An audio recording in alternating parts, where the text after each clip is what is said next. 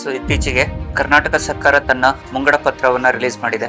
The recently state government of Karnataka has release the budget for the year 2026-27.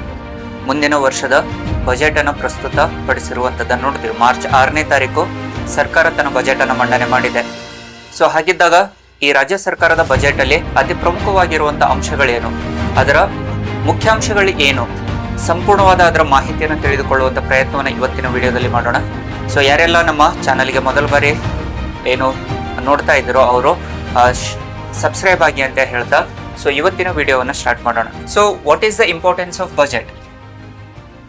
So in this session we are going to discuss with the state budget of Karnataka.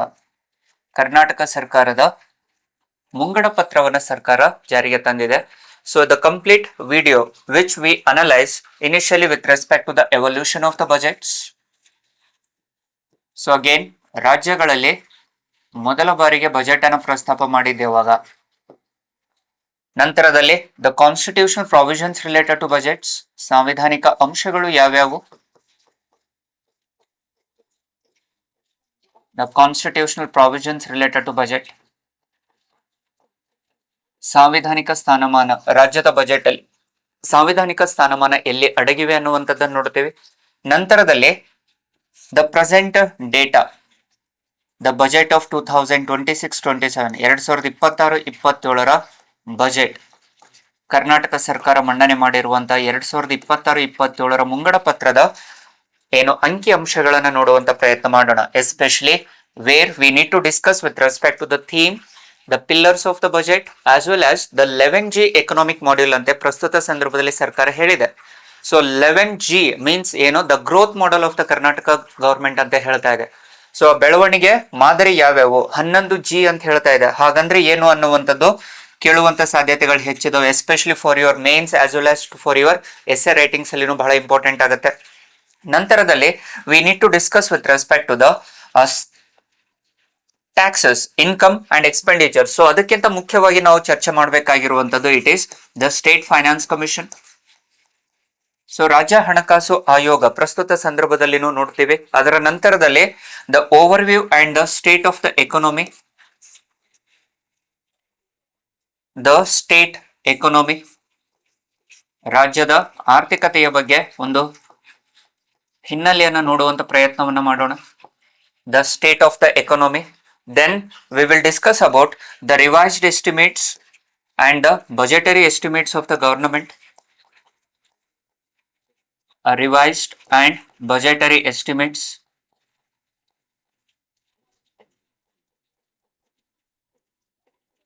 ಬಜೆಟಿನ ಅಂದಾಜುಗಳ ಬಗ್ಗೆ ಚರ್ಚೆನ ಮಾಡುವಂತ ಪ್ರಯತ್ನ ಮಾಡೋಣ.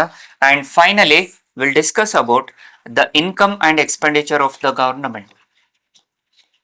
ಸರ್ಕಾರದ ಆದಾಯ ಮತ್ತು ವೆಚ್ಚಗಳು. ಸೊ ಅದರಲ್ಲಿ ಪ್ರಮುಖವಾಗಿ ಅಗೇನ್ ತೆರಿಗೆಯ ಹಂಚಿಕೆ ಯಾವ ರೀತಿ ಆಗ್ತಾ ಇದೆ ಅನ್ನುವಂತ ವಿಷಯವನ್ನ ಚರ್ಚೆ ಮಾಡುವಂತ ಪ್ರಯತ್ನ ನಾವು ಇವತ್ತಿನ ವಿಡಿಯೋದಲ್ಲಿ ಮಾಡೋಣ. ಅಂಡ್ ಫೈನಲಿ ದ ಸ್ಕೀಮ್ಸ್ ಅಂತ ನೋಡ್ತೀವಿ. ದ ಕರ್ನಾಟಕ ಸರ್ಕಾರ ಇತ್ತೀಚೆಗೆ ಘೋಷಣೆ ಮಾಡಿರುವಂತ ಯೋಜನೆಗಳು. ಸೊ ಆ ಯೋಜನೆಗಳನ್ನ ನಮ್ಮ ಟೆಲಿಗ್ರಾಮ್ ಚಾನಲ್ ಅಲ್ಲಿ ಅಪ್ಲೋಡ್ ಮಾಡಲಾಗತ್ತೆ. ಸೊ ಯೂಶಲಿ ಯಾರೆಲ್ಲ ಆ ವಿಷಯಗಳ ಬಗ್ಗೆ ಮಾಹಿತಿಯನ್ನು ಪಡೆದುಕೊಳ್ಳಲಿಕ್ಕೆ ಇಷ್ಟಪಡ್ತೀರೋ ಅವರೆಲ್ಲರೂ ನಮ್ಮ ಪ್ರಜ್ಞಾನ ಇಂಡಿಯಾ ಟೆಲಿಗ್ರಾಮ್ ಚಾನಲ್ ಅನ್ನ ಏನು ಜಾಯಿನ್ ಆಗಿ. ಸೊ ಅದರಲ್ಲಿ ವಿವಿಧ ಯೋಜನೆಗಳ ಬಗ್ಗೆ ದಿನನಿತ್ಯ ಒಂದಲ್ಲ ಎರಡು ಯೋಜನೆಗಳ ಬಗ್ಗೆ ಚರ್ಚೆನ ಮಾಡಿ ಅದರಲ್ಲಿ ಸವಿಸ್ತಾರವಾಗಿ ಹೇಳುವಂತ ಪ್ರಯತ್ನವನ್ನ ನಾವು ಮಾಡ್ತಾ ಇದ್ದೀವಿ. ಸೊ ನಮ್ಮ ಟೀಮ್ ಅದಕ್ಕೆ ಸಂಪೂರ್ಣವಾದ ಏನು ವರ್ಕ್ ಅನ್ನ ಮಾಡ್ತಾ ಇದೆ. ಸೊ ಹಾಗಾಗಿ every day you will get 1 or 2 schemes related to the Karnataka budget. So ಪ್ರಸ್ತುತ ಸಂದರ್ಭದಲ್ಲಿ ಬಜೆಟ್ ಅಲ್ಲಿ ಏನಿದಾವಲ್ವಾ, ಈ ಯೋಜನೆಗಳು ಏನು ಪ್ರಸ್ತಾಪ ಮಾಡಿದಕ್ಕೆ ರಾಜ್ಯ ಸರ್ಕಾರ, ಕರ್ನಾಟಕ ಸರ್ಕಾರ ಆ ಯೋಜನೆಗಳನ್ನ ಟೆಲಿಗ್ರಾಮ್ ಮುಖಾಂತರ ಪ್ರತಿನಿತ್ಯ 1 ಅಥವಾ 2 ಯೋಜನೆಗಳ ಬಗ್ಗೆ ಸಂಪೂರ್ಣ ಮಾಹಿತಿಯನ್ನು ಕೊಡುವಂತ ಪ್ರಯತ್ನವನ್ನ ನಮ್ಮ ಟೀಮ್ ಇಂದ ಮಾಡಲಾಗತ್ತೆ. So again starting with the state budget ಅಂತ ಬಂದಾಗ, the evolution part of budgets ಅಂತ ಬಂದಾಗ, ಸೊ ಮುಖ್ಯವಾಗಿ ಬಜೆಟ್ ಅನ್ನ ನಾವು ಮೊದಲ ಬಾರಿಗೆ ನೋಡಿದ್ದು ಏನು 1860ರಲ್ಲಿ ನೋಡ್ತೀವಿ. But it was a central budget. So this was a central budget of India.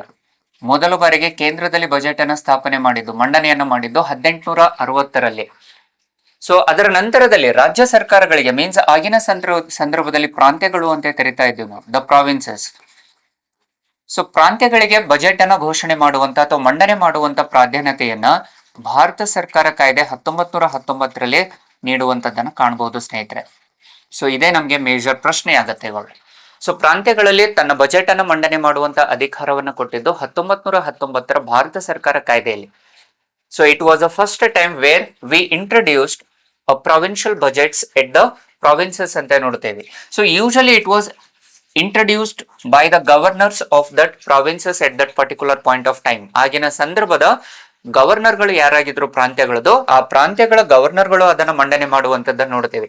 ಅದರ ನಂತರದಲ್ಲಿ ಸ್ಟೇಟ್ಸ್ ರಿಆರ್ಗನೈಸೇಷನ್ ಆಕ್ಟ್ ಆಫ್ 1956 ಗೆ ಅನುಸಾರವಾಗಿ ಸ್ವತಂತ್ರ ನಂತರದಲ್ಲಿ ಅಗೇನ್ ಪ್ರತಿ ವರ್ಷನೂ ಮೀನ್ಸ್ 1919 ಕಾಯ್ದೆಯಲ್ಲಿ ಶಿಫಾರಸು ಆಗುತ್ತೆ. ಆದ್ರೆ ಕಾರ್ಯರೂಪಕ್ಕೆ ಬಂದಿದ್ದು ಯಾವಾಗ ಅಂತಂದ್ರೆ ಅದು 1921ರಲ್ಲಿ.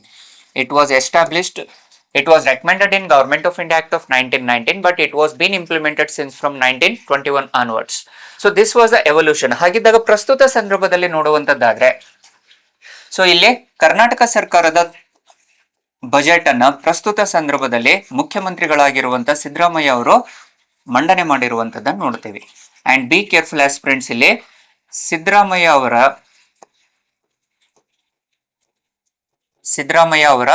ಇದು 17ನೇ ಬಜೆಟ್ ಆಗಿರುವಂತದ್ದನ್ನ ಕಾಣಬಹುದು. ಸೊ ಇದು ನಮ್ಗೆ ಕಾಂಪಿಟೇಟಿವ್ ಆಸ್ಪಿರೆಂಟ್ಸ್ ಗೆ ಬಹಳ ಪ್ರಮುಖವಾಗಿರುವಂತಹ ಅಂಶವಾಗುತ್ತೆ. ಸೊ ಸಿದ್ದರಾಮಯ್ಯ ಅವರ ಇದು 17ನೇ ಬಜೆಟ್ ಅಂತ ನೋಡ್ತೀವಿ. It was 17th time where Siddaramaiah the chief minister of Karnataka who introduced budget in the legislative assembly. So ಹಾಗಿದ್ದಾಗ ಅತಿ ಹೆಚ್ಚು ಬಾರಿ ಬಜೆಟ್ ಅನ್ನು ಪ್ರಸ್ತಾಪ ಮಾಡಿರುವಂತ ಮುಖ್ಯಮಂತ್ರಿಗಳು ಯಾರು ಅಂತಂದ್ರೆ ಅಗೇನ್ ನೋಡಿ ಇಲ್ಲಿ ವಜುಭಾಯಿ ವಾಲಾ ಅಂತ ನೋಡ್ತೀವಿ. So Vajubhai Wala was the highest times where he introduced a budget in the legislation of Gujarat anta nodteve. So he introduced almost 18 times. ಒಟ್ಟಾರೆಯಾಗಿ 18 ಬಾರಿ ಅವರು ಬಜೆಟ್ ಅನ್ನು ಮಂಡನೆ ಮಾಡಿರುವಂತದ್ದನ್ನು ಕಾಣಬಹುದು. ಸೊ ಸಿದ್ದರಾಮಯ್ಯ ಅವರು ಇದು 17ನೇ ಬಜೆಟ್ ಆಗಿರುತ್ತದೆ. ಸೊ ಮುಂದಿನ ವರ್ಷನೂ ಸಹ ಇವರೇ ಮುಖ್ಯಮಂತ್ರಿಯಾಗಿ ಏನು ಕಂಟಿನ್ಯೂ ಆದ್ರೆ ಅಗೇನ್ ವಜುಭಾಯಿ ವಾಲಾ ಅವರ ರೆಕಾರ್ಡ್ ಅನ್ನ ಈಕ್ವಲ್ ಮಾಡ್ತಾರೆ. ಅಂಡ್ ಅವರ ಅಧಿಕಾರಾವಧಿ ಇನ್ನೂ ಉಳಿದಿರುತ್ತೆ, ಇನ್ನೂ 1 ವರ್ಷ ಇರುತ್ತೆ, ಇನ್ನೂ 2 ವರ್ಷ ಇರುತ್ತೆ. ಸೊ ಹಾಗಾಗಿ ಇವರು ಆ ರೆಕಾರ್ಡ್ ಅನ್ನ ಮುರಿಯುವಂತ ಸಾಧ್ಯತೆಗಳು ಹೆಚ್ಚಿದಾವೆ. ಬಟ್ ಆಸ್ ಆಫ್ ನೌ ಅತಿ ಹೆಚ್ಚು ಬಾರಿ ಬಜೆಟ್ ಅನ್ನ ಘೋಷಣೆ ಮಾಡಿರುವಂತದ್ದು ಯಾರು ಅಂತಂದ್ರೆ ವಜುಭಾಯಿ ವಾಲಾ ಅವರು ಮೊದಲ ಸ್ಥಾನದಲ್ಲಿ ಇದ್ದಾರೆ. 2ನೇ ಸ್ಥಾನದಲ್ಲಿ ಸಿದ್ದರಾಮಯ್ಯ ಅವರು ಅಂತ ನೋಡ್ತೀವಿ. So these are the facts related to the budget ಅಂತ ನೋಡ್ತೀವಿ. ಸೊ ಹೋಪ್ ಇದು ಕ್ಲಿಯರ್ ಇದೆ ಅಂತ ಅನ್ಕೊಳ್ತೀನಿ ಸ್ನೇಹಿತರೆ. ಇದರ ನಂತರದಲ್ಲಿ what exactly we need to focus was the constitutional provisions related to the state budget. So ಸಾಂವಿಧಾನಿಕ ಅಂಶಗಳು ಏನಿದಾವೆ, ದ ಕಾನ್ಸ್ಟಿಟ್ಯೂಷನಲ್ ಪ್ರಾವಿಷನ್ಸ್ ಅಂತ ಬಂದಾಗ ಸೊ ರಾಜ್ಯ ಬಜೆಟ್ ಅನ್ನ ಸಂವಿಧಾನದಲ್ಲಿ 202ನೇ ವಿಧಿಯಲ್ಲಿ ಹೇಳಿರುವಂತದ್ದನ್ನು ನೋಡ್ತೀವಿ. And this was an annual financial statement of the government. ರಾಜ್ಯ ಸರ್ಕಾರದ ವಾರ್ಷಿಕ ಹಣಕಾಸು ವ್ಯಾಖ್ಯಾನ ಅಂತ ಕರೆಯಲಾಗುತ್ತೆ. The annual financial statement of the state ಅಂತ ನೋಡ್ತೇವೆ. ರಾಜ್ಯದ ವಾರ್ಷಿಕ ಹಣಕಾಸು ವ್ಯಾಖ್ಯಾನ ಅಂತ ಕರೆಯಲಾಗುತ್ತೆ. ಇದನ್ನ 202ನೇ ವಿಧಿಯಲ್ಲಿ ಮಂಡನೆ ಮಾಡುವಂತದನ್ನ ಕಾಣ್ತೀವಿ. And usually it was state finance minister ಅಂತ ನೋಡ್ತಾ ಇದ್ದೀವಿ. But over most of the times ಏನಾಗುತ್ತೆ, chief minister will be acting as a state finance minister ಅಂತ ನೋಡ್ತಾ. ಅತಿ ಹೆಚ್ಚು ಸಂದರ್ಭದಲ್ಲಿ ರಾಜ್ಯದ ಮುಖ್ಯಮಂತ್ರಿಗಳೇ ವಿತ್ತ ಸಚಿವರಾಗಿ ಅಥವಾ ಹಣಕಾಸು ಸಚಿವರಾಗಿ ಕಾರ್ಯನಿರ್ವಹಿಸುವಂತ ಕಾರಣದಿಂದಾಗಿ ಮುಖ್ಯಮಂತ್ರಿಗಳೇ ಅದನ್ನ ವಿಧಾನಸಭೆಯಲ್ಲಿ ಮಂಡನೆ ಮಾಡುವಂತದ್ದನ್ನು ನೋಡ್ತೀವಿ. ಅಂಡ್ ಬಿ ಕೇರ್ಫುಲ್ ಆಸ್ಪಿರೆಂಟ್ಸ್ ಅಲ್ಲಿ it has to be introduced in the state legislative assembly. And always ನಾವು ಆಲ್ರೆಡಿ ಕೆಲವು ಅಂಶಗಳನ್ನ ಹೇಳಿರುವ ಹಾಗೆ these are introduced only by the ministers, not the private members. ಖಾಸಗಿ ಸದಸ್ಯರು ಇದನ್ನು ಪ್ರಸ್ತಾಪ ಮಾಡುವಂತ ಅಧಿಕಾರವನ್ನು ಹೊಂದಿರುವುದಿಲ್ಲ. ಕೇವಲ ಮುಖ್ಯಮಂತ್ರಿಗಳು ಅಥವಾ ಮಂತ್ರಿಮಂಡಲದಲ್ಲಿರುವಂತಹ ಸದಸ್ಯರು ಮಾತ್ರ ಅಂತ ನೋಡ್ತೀವಿ. So as of now Siddaramaiah ಅವರು ಮುಖ್ಯಮಂತ್ರಿ ಆಗಿರುವ ಕಾರಣದಿಂದ ಅವರು ಮಂಡನೆಯನ್ನು ಮಾಡಿರುವಂತಹ ಅಧಿಕಾರ ಹೊಂದಿರ್ತಾರೆ. ಸೊ ಇದು 17ನೇ ಬಾರಿ ಅವರು ಮಂಡನೆ ಮಾಡಿರುವಂತದ್ದನ್ನು ಕಾಣ್ತೀವಿ. This was in the article number 202. So constitutional provisions ಅಂತ ಬಂದಾಗ with respect to article 202 was related to the introduction of the budget ಅಂತ ನೋಡ್ತೀವಿ. 202ನೇ ವಿಧಿಯಲ್ಲಿ ಅದು ಮಂಡನೆ ಮಾಡುವಂತದ್ದನ್ನು ನೋಡ್ತೀವಿ, ವಿಧಾನಸಭೆಯಲ್ಲಿ ಮಂಡನೆ ಮಾಡುವಂತದ್ದು. ಸೊ ಇದು ದ ಬೇಸಿಕ್ ಪ್ರಾವಿಷನ್ ಅಂತ ನೋಡ್ತೀವಿ. ಅದರ ನಂತರದಲ್ಲಿ ದ ಕಾನ್ಸ್ಟಿಟ್ಯೂಷನಲ್ ಪ್ರಾವಿಷನ್ಸ್ ಅಂತ ಬಂದಾಗ which is also related to article 203, 204 as well as 205 and 206 ಅಂತ ನೋಡ್ತೀವಿ. 203, 204, 205 ಮತ್ತು 206ನೇ ವಿಧಿಯಲ್ಲಿ ಬಜೆಟಿನ ಪ್ರಸ್ತಾಪ ಮಾಡಿರುವಂತದ್ದನ್ನು ನೋಡ್ತೀವಿ. ಅಂಡ್ ಇದಕ್ಕೆ again the provision is also under the article number 150 ಅಂತಾನು ನೋಡ್ತೀವಿ. ಸೊ ಹಾಗಿದ್ದಾಗ 203ನೇ ವಿಧಿ ಏನ್ ಹೇಳುತ್ತೆ ಅಂತಂದ್ರೆ, ಸೊ 202ನೇ ವಿಧಿಯಲ್ಲಿ ಆಲ್ರೆಡಿ ಹೇಳಿರುವ ಹಾಗೆ ನಾವು ಅಲ್ಲಿ ಏನು ಬಜೆಟ್ ಅನ್ನ ಪ್ರಸ್ತಾಪ ಮಾಡುವಂತ ಅಧಿಕಾರವನ್ನು ಹೊಂದಿರುತ್ತೆ. ಅಂಡ್ ನಂತರದಲ್ಲಿ 203ನೇ ವಿಧಿಯಲ್ಲಿ ಏನಾಗುತ್ತೆ, it will focus on the estimates of the ಬಜೆಟಿನ ಅಂದಾಜುಗಳನ್ನ ಮಾಡುವಂತದನ್ನ ಕಾಣಬಹುದು. ಸೊ ಬಜೆಟಿನ ಅಂದಾಜುಗಳನ್ನ ಸಂವಿಧಾನದ 203ನೇ ವಿಧಿಯಲ್ಲಿ ಹೇಳಿರುವಂತದನ್ನ ಕಾಣ್ತೀವಿ. ಸೊ ಇದನ್ನೇ ಇವಾಗ ಪ್ರಸ್ತುತ ಸಂದರ್ಭದಲ್ಲಿ ಯಾವುದೋ ಮಾರ್ಚ್ 6ನೇ ತಾರೀಕಿನಂದು ಈ ವರ್ಷದ ಬಜೆಟ್ ಅನ್ನ ಮಾರ್ಚ್ 6ನೇ ತಾರೀಕು ಏನೋ ಮುಖ್ಯಮಂತ್ರಿಗಳು ಪ್ರಸ್ತಾಪ ಮಾಡಿರುವಂತದನ್ನ ನೋಡ್ತೀವಿ. ಅಂಡ್ ಯೂಶಲಿ ಪ್ರಸ್ತುತ ಸಂದರ್ಭದಲ್ಲಿ ಇದರ ಬಗ್ಗೆ ಚರ್ಚೆಯನ್ನು ಮಾಡ್ಲಿಕ್ಕೋಸ್ಕರವಾಗಿ ಮಾರ್ಚ್ 9ರಿಂದ 15ನೇ ತಾರೀಕಿನವರೆಗೆ ಅವಕಾಶವನ್ನು ನೀಡಿರುವಂತದನ್ನ ಕಾಣಬಹುದು. It is a general discussion of the budget ಅಂತ ನೋಡ್ತೀವಿ. It was already been, the timeline was already being given by the government. It was a general discussion of the budget, as well as it will be reviewed in that particular time. It will be reviewed by the various departmental committees ಅಂತ ನೋಡ್ತೀವಿ. 9ರಿಂದ 15ನೇ ತಾರೀಕಿನಲ್ಲಿ ರಾಜ್ಯ ಸರ್ಕಾರದ budget, Karnataka ಸರ್ಕಾರದ ಮುಂಗಡ ಪತ್ರವನ್ನ ಚರ್ಚೆ ಮಾಡಲಾಗುತ್ತೆ ಏನು ವಿಧಾನಸಭೆ, ವಿಧಾನ ಪರಿಷತ್ತುಗಳಲ್ಲಿ. ನಂತರದಲ್ಲಿ ಏನಾಗುತ್ತೆ, ಅದು ಇಲಾಖಾವಾರು ಸಮಿತಿಗಳ ಪರಿಶೀಲನೆಗೆ ಹೋಗುವಂತದ್ದನ್ನು ನೋಡ್ತೇವೆ. ಅಂಡ್ ಫೈನಲಿ ಏನಾಗುತ್ತೆ, ಮಾರ್ಚ್ 27ಕ್ಕೆ by the March 27 the appropriation bill will be introduced. ಅಂದ್ರೆ ಇಲ್ಲಿಗೆ ಏನಾಗುತ್ತೆ, ಇವಾಗ ಧನ ವಿನಿಯೋಗ ಮಸೂದೆ ಅಂತ ಏನ್ ಕರಿತೀವೋ ಇಲ್ಲಿ ಸರ್ಕಾರ ತನ್ನ ಒಪ್ಪಿಗೆಯನ್ನು ನೀಡುವುದರ ಮೂಲಕ ರಾಜ್ಯಪಾಲರ ಘೋಷಣೆಗೆ ಹೋಗುವಂತದ್ದನ್ನು ನೋಡ್ತೀವಿ. ಸೊ ರಾಜ್ಯಪಾಲರು ಅದನ್ನ ಮಂಡನೆ ಏನೋ ಸರ್ಕಾರ ಮಂಡನೆ ಮಾಡಿರುವಂತ ಬಜೆಟ್ ಘೋಷಣೆಗಳನ್ನ ರಾಜ್ಯಪಾಲರು ಒಪ್ಪಿಗೆಯನ್ನ ನೀಡಿ ಇದರ ಅಂಕಿ ಅಂಶಗಳನ್ನ ಏನ್ ಮಾಡ್ತೀವಿ ನಾವು ಏಪ್ರಿಲ್ 1ನೇ ತಾರೀಕು 2026ರಿಂದ ಮಾರ್ಚ್ 31, 2027ರವರೆಗೆ ಆ ಹಣವನ್ನ ವೆಚ್ಚ ಮಾಡಲಾಗುತ್ತೆ. ಯೂಶಲಿ ದ ಫೈನಾನ್ಷಿಯಲ್ ಇಯರ್ ಅಂತ ನೋಡ್ತೀವಲ್ವಾ ನಾವು, the financial year, the amount will be used for this financial year from April 1st to the 1st of April 2026 to till 31st of March 2027. ಈ ಹಣಕಾಸು ವರ್ಷಕ್ಕೆ ಅನುಸಾರವಾಗಿ ಈ ಹಣವನ್ನ ಬಜೆಟ್ ಅಲ್ಲಿ ಇರುವಂತಹ ಹಣವನ್ನ ವೆಚ್ಚ ಮಾಡಲಾಗುತ್ತೆ. ಸೊ ಇದೇ ಏನ್ ಹೇಳುತ್ತೆ, the estimation of the budget under article 203 ಅಲ್ಲಿ ನೋಡ್ತೀವಿ. ಅದೇ ರೀತಿಯಲ್ಲಿ article 204 was related to the appropriation. So ಅಲ್ಲಿ ವಿಧಾನಸಭೆ ಅತಿ ಹೆಚ್ಚಿನ ಅಧಿಕಾರವನ್ನು ಹೊಂದಿರುವಂತದನ್ನ ಕಾಣುತ್ತೀವಿ. The legislative assembly has ultimate powers to release the or to approve the budget. So legislative council ಗೆ ಹೆಚ್ಚಿನ ಅಧಿಕಾರ ಇಲ್ಲ. The legislative council has to approve the bill within 14 days. ಯಾಕಂದ್ರೆ the annual financial statement is a money bill. ಇದು ಧನ ಮಸೂದೆಯಾಗಿರುವ ಕಾರಣದಿಂದಾಗಿ ವಿಧಾನ ಪರಿಷತ್ತುಗಳಿಗೆ ಹೆಚ್ಚಿನ ಅಧಿಕಾರ ಇರುವುದಿಲ್ಲ. ಸೊ 14 ದಿನಗಳ ಒಳಗಾಗಿ ತನ್ನ ಒಪ್ಪಿಗೆಯನ್ನು ಕೊಡಬೇಕಾಗುತ್ತದೆ. ಅಂಡ್ 205 ಆರ್ಟಿಕಲ್ ಅಲ್ಲಿ ಏನ್ ಹೇಳುತ್ತೆ, which is related to the vote on account concept ಅಂತ ನೋಡ್ತೀವಿ. 205 was related to the supplementary grants. ಸರ್ಕಾರ ಇಲ್ಲಿ ರಾಜ್ಯ ಸರ್ಕಾರ ಕೆಲವು ವಿಶೇಷ ಅನುದಾನಗಳನ್ನ ಕೊಡುವಂತ ಪ್ರಾಧಾನ್ಯತೆಯನ್ನು ಹೊಂದಿರುತ್ತೆ. So special grants were given by the state governments. So ವಿಶೇಷ ಅನುದಾನಗಳನ್ನ ಅಥವಾ ಅನುದಾನಗಳನ್ನ ನೀಡುವಂತ ಅವಕಾಶವನ್ನ 205ನೇ ವಿಧಿಯಲ್ಲಿ ರಾಜ್ಯ ಸರ್ಕಾರ ಹೊಂದಿರುವಂತದ್ದನ್ನ ಕಾಣುತ್ತೇವೆ. ಅದೇ ರೀತಿಯಲ್ಲಿ 206ನೇ ವಿಧಿಯಲ್ಲಿ it was related to the vote on account concept. ಅಂದ್ರೆ ಇಲ್ಲಿಗೆ ಏನಾಗುತ್ತೆ, ವಿಧಾನಸಭೆ ತನ್ನ ಒಪ್ಪಿಗೆಯನ್ನು ಕೊಡುವಂತದ್ದನ್ನ ಕಾಣುತ್ತೇವೆ. ಸೊ ಒಪ್ಪಿಗೆಯನ್ನು ಕೊಟ್ಟ ನಂತರದಲ್ಲಿ again it has to be approved by the controller and auditor general. 150ನೇ ವಿಧಿಗೆ ಅನುಸಾರವಾಗಿ ಇದರ ಒಪ್ಪಿಗೆಯನ್ನ ಕಂಟ್ರೋಲರ್ ಮತ್ತು ಆಡಿಟರ್ ಜನರಲ್, ಭಾರತದ ಕಂಟ್ರೋಲರ್ ಅಂಡ್ ಆಡಿಟರ್ ಜನರಲ್, ಲೆಕ್ಕ ಪರಿಶೋಧಕರು ಅಂತ ಕರಿತೀವಿ ಅಥವಾ ಮಹಾಲೆಕ್ಕ ಪರಿಶೋಧಕರು ಅಂತ ಕರಿತೀವಿ, ಲೆಕ್ಕಪತ್ರ ಹಾಗೂ ಪರಿಶೋಧಕರು ಅಂತ ಹೇಳ್ತೀವಿ. ಸೊ ಅವರ ಒಪ್ಪಿಗೆಯನ್ನು ಪಡೆದುಕೊಳ್ಳಬೇಕು ಅಂತ ಹೇಳಲಾಗುತ್ತೆ. ಯಾಕೆ ಅಂತಂದ್ರೆ it is completely related to the income and expenditures of the particular year. And ಕೇಂದ್ರ ಮತ್ತು ರಾಜ್ಯಗಳ ಲೆಕ್ಕ ಪರಿಶೋಧನೆಯನ್ನು ಮಾಡುವಂತ ಎಲ್ಲಾ ರೀತಿಯಾದ ಅಧಿಕಾರವನ್ನು ಹೊಂದಿದ್ದು ಕೇವಲ ಯಾರು, CAG. ಸೊ ಹಾಗಾಗಿ CAG ಅನುಮೋದನೆಯನ್ನು ಪಡೆದುಕೊಳ್ಳುವಂತದ್ದು ಕಡ್ಡಾಯವಾಗುತ್ತೆ.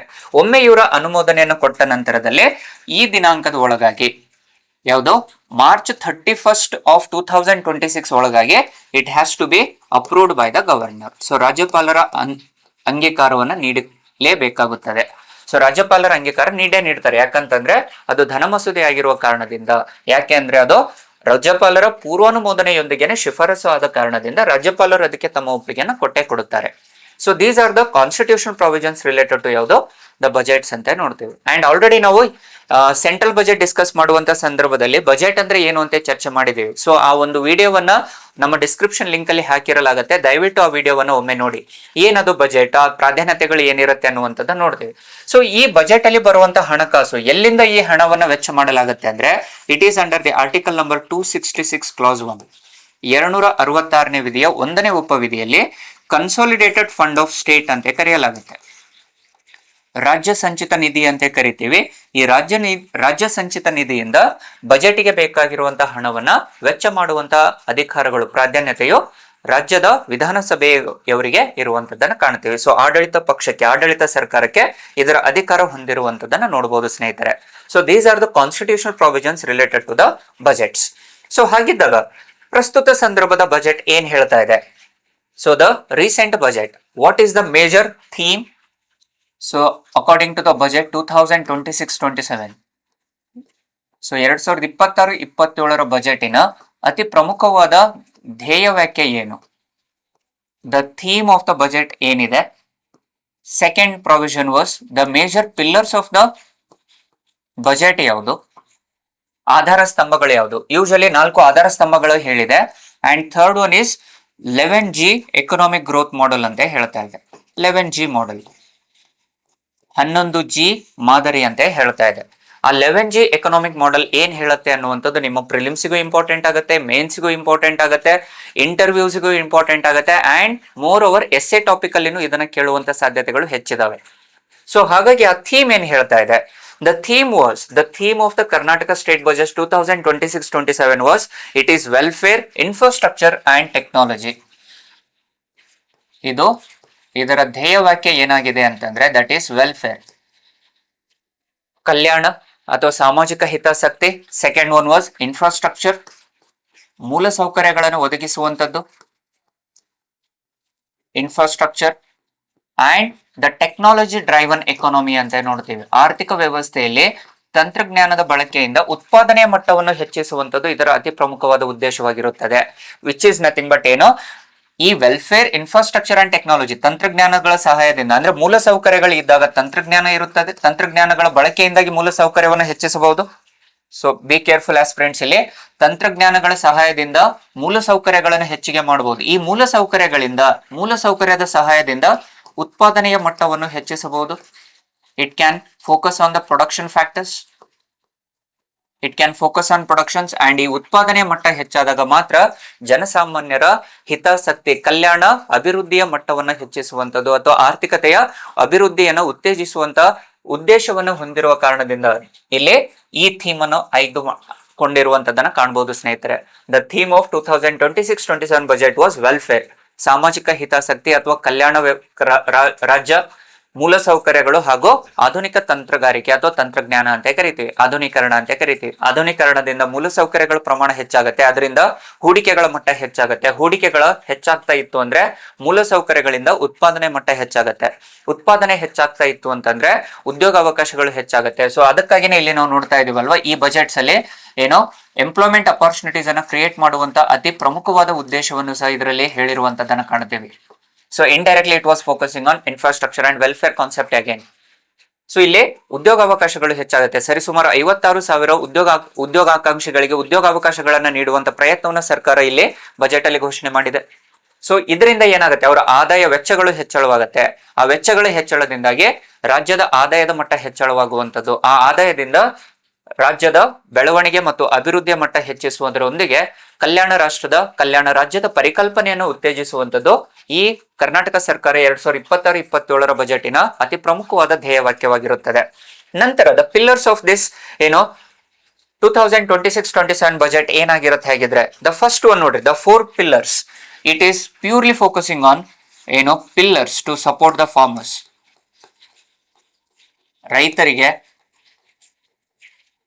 ಕೃಷಿಕರಿಗೆ, ಕೃಷಿ ವಲಯದಲ್ಲಿ ನಿರತರಾಗಿರುವಂತ ರೈತ ಬಂಧುಗಳಿಗೆ ಈ 4 ಆಧಾರ ಸ್ತಂಭಗಳ ಮೂಲಕ ಅವರ ಉತ್ತೇಜನವನ್ನ ನೀಡಿ ಉತ್ಪಾದನೆ ಮತ್ತು ಕಲ್ಯಾಣ ರಾಜ್ಯದ ಉತ್ತೇಜನವನ್ನ ನೀಡುವಂತ ಪ್ರಾಧಾನ್ಯತೆಯನ್ನು ಹೊಂದಿದೆ. ಸೊ ಹಾಗಿದ್ದಾಗ ಆ 4 ಪಿಲ್ಲರ್ಸ್ ಗಳು ಯಾವುದು ಅಂತಂದ್ರೆ ಪ್ರೊವೈಡಿಂಗ್ ಸೈಂಟಿಫಿಕ್ ಫಾರ್ಮಿಂಗ್ ಗೈಡೆನ್ಸ್ ಅಂತ ನೋಡ್ತೀವಿ. So these 4 pillars R again very important for your exam aspirants. The scientific farming ಅಂತ ನೋಡ್ತೀವಿ. ಸೊ ಸೈಂಟಿಫಿಕ್ ಫಾರ್ಮಿಂಗ್ ಅನ್ನುವಂಥದ್ದು ಏನಾಗುತ್ತೆ ಇಲ್ಲಿ, the scientific farming is a major pillar of the budget. Second one is financial assistance, ಹಣಕಾಸು ಅನುದಾನಗಳನ್ನ ನೀಡುವಂಥದ್ದು. ಯಾಕಂದ್ರೆ ಕೃಷಿ ವಲಯದ ಉತ್ಪಾದನೆಯ ಮಟ್ಟ ಹೆಚ್ಚಾಗಬೇಕು ಅಂತಂದ್ರೆ ಹಣಕಾಸಿನ ಸಹಾಯಧನವನ್ನ ನೀಡಬೇಕಾಗುತ್ತದೆ. ಹಾಗಾಗಿ ಹಣಕಾಸು ಸಹಾಯಧನವನ್ನ ನೀಡುವಂಥದ್ದು ಇದರ ಎರಡನೇ ಆಧಾರ ಸ್ತಂಭ. ಮೂರನೇದ್ದು ದ ಅಗ್ರಿಕಲ್ಚರಲ್ ಇನ್ಪುಟ್ಸ್. ಸೊ ಉತ್ಪಾದನೆ ಮತ್ತು ಮೂಲ ಸೌಕರ್ಯಗಳು ಹೆಚ್ಚಾಗಬೇಕು ಅಂತಂದ್ರೆ ಕಚ್ಚಾ ಸಂಪನ್ಮೂಲಗಳು ಬೇಕಾಗತ್ತೆ.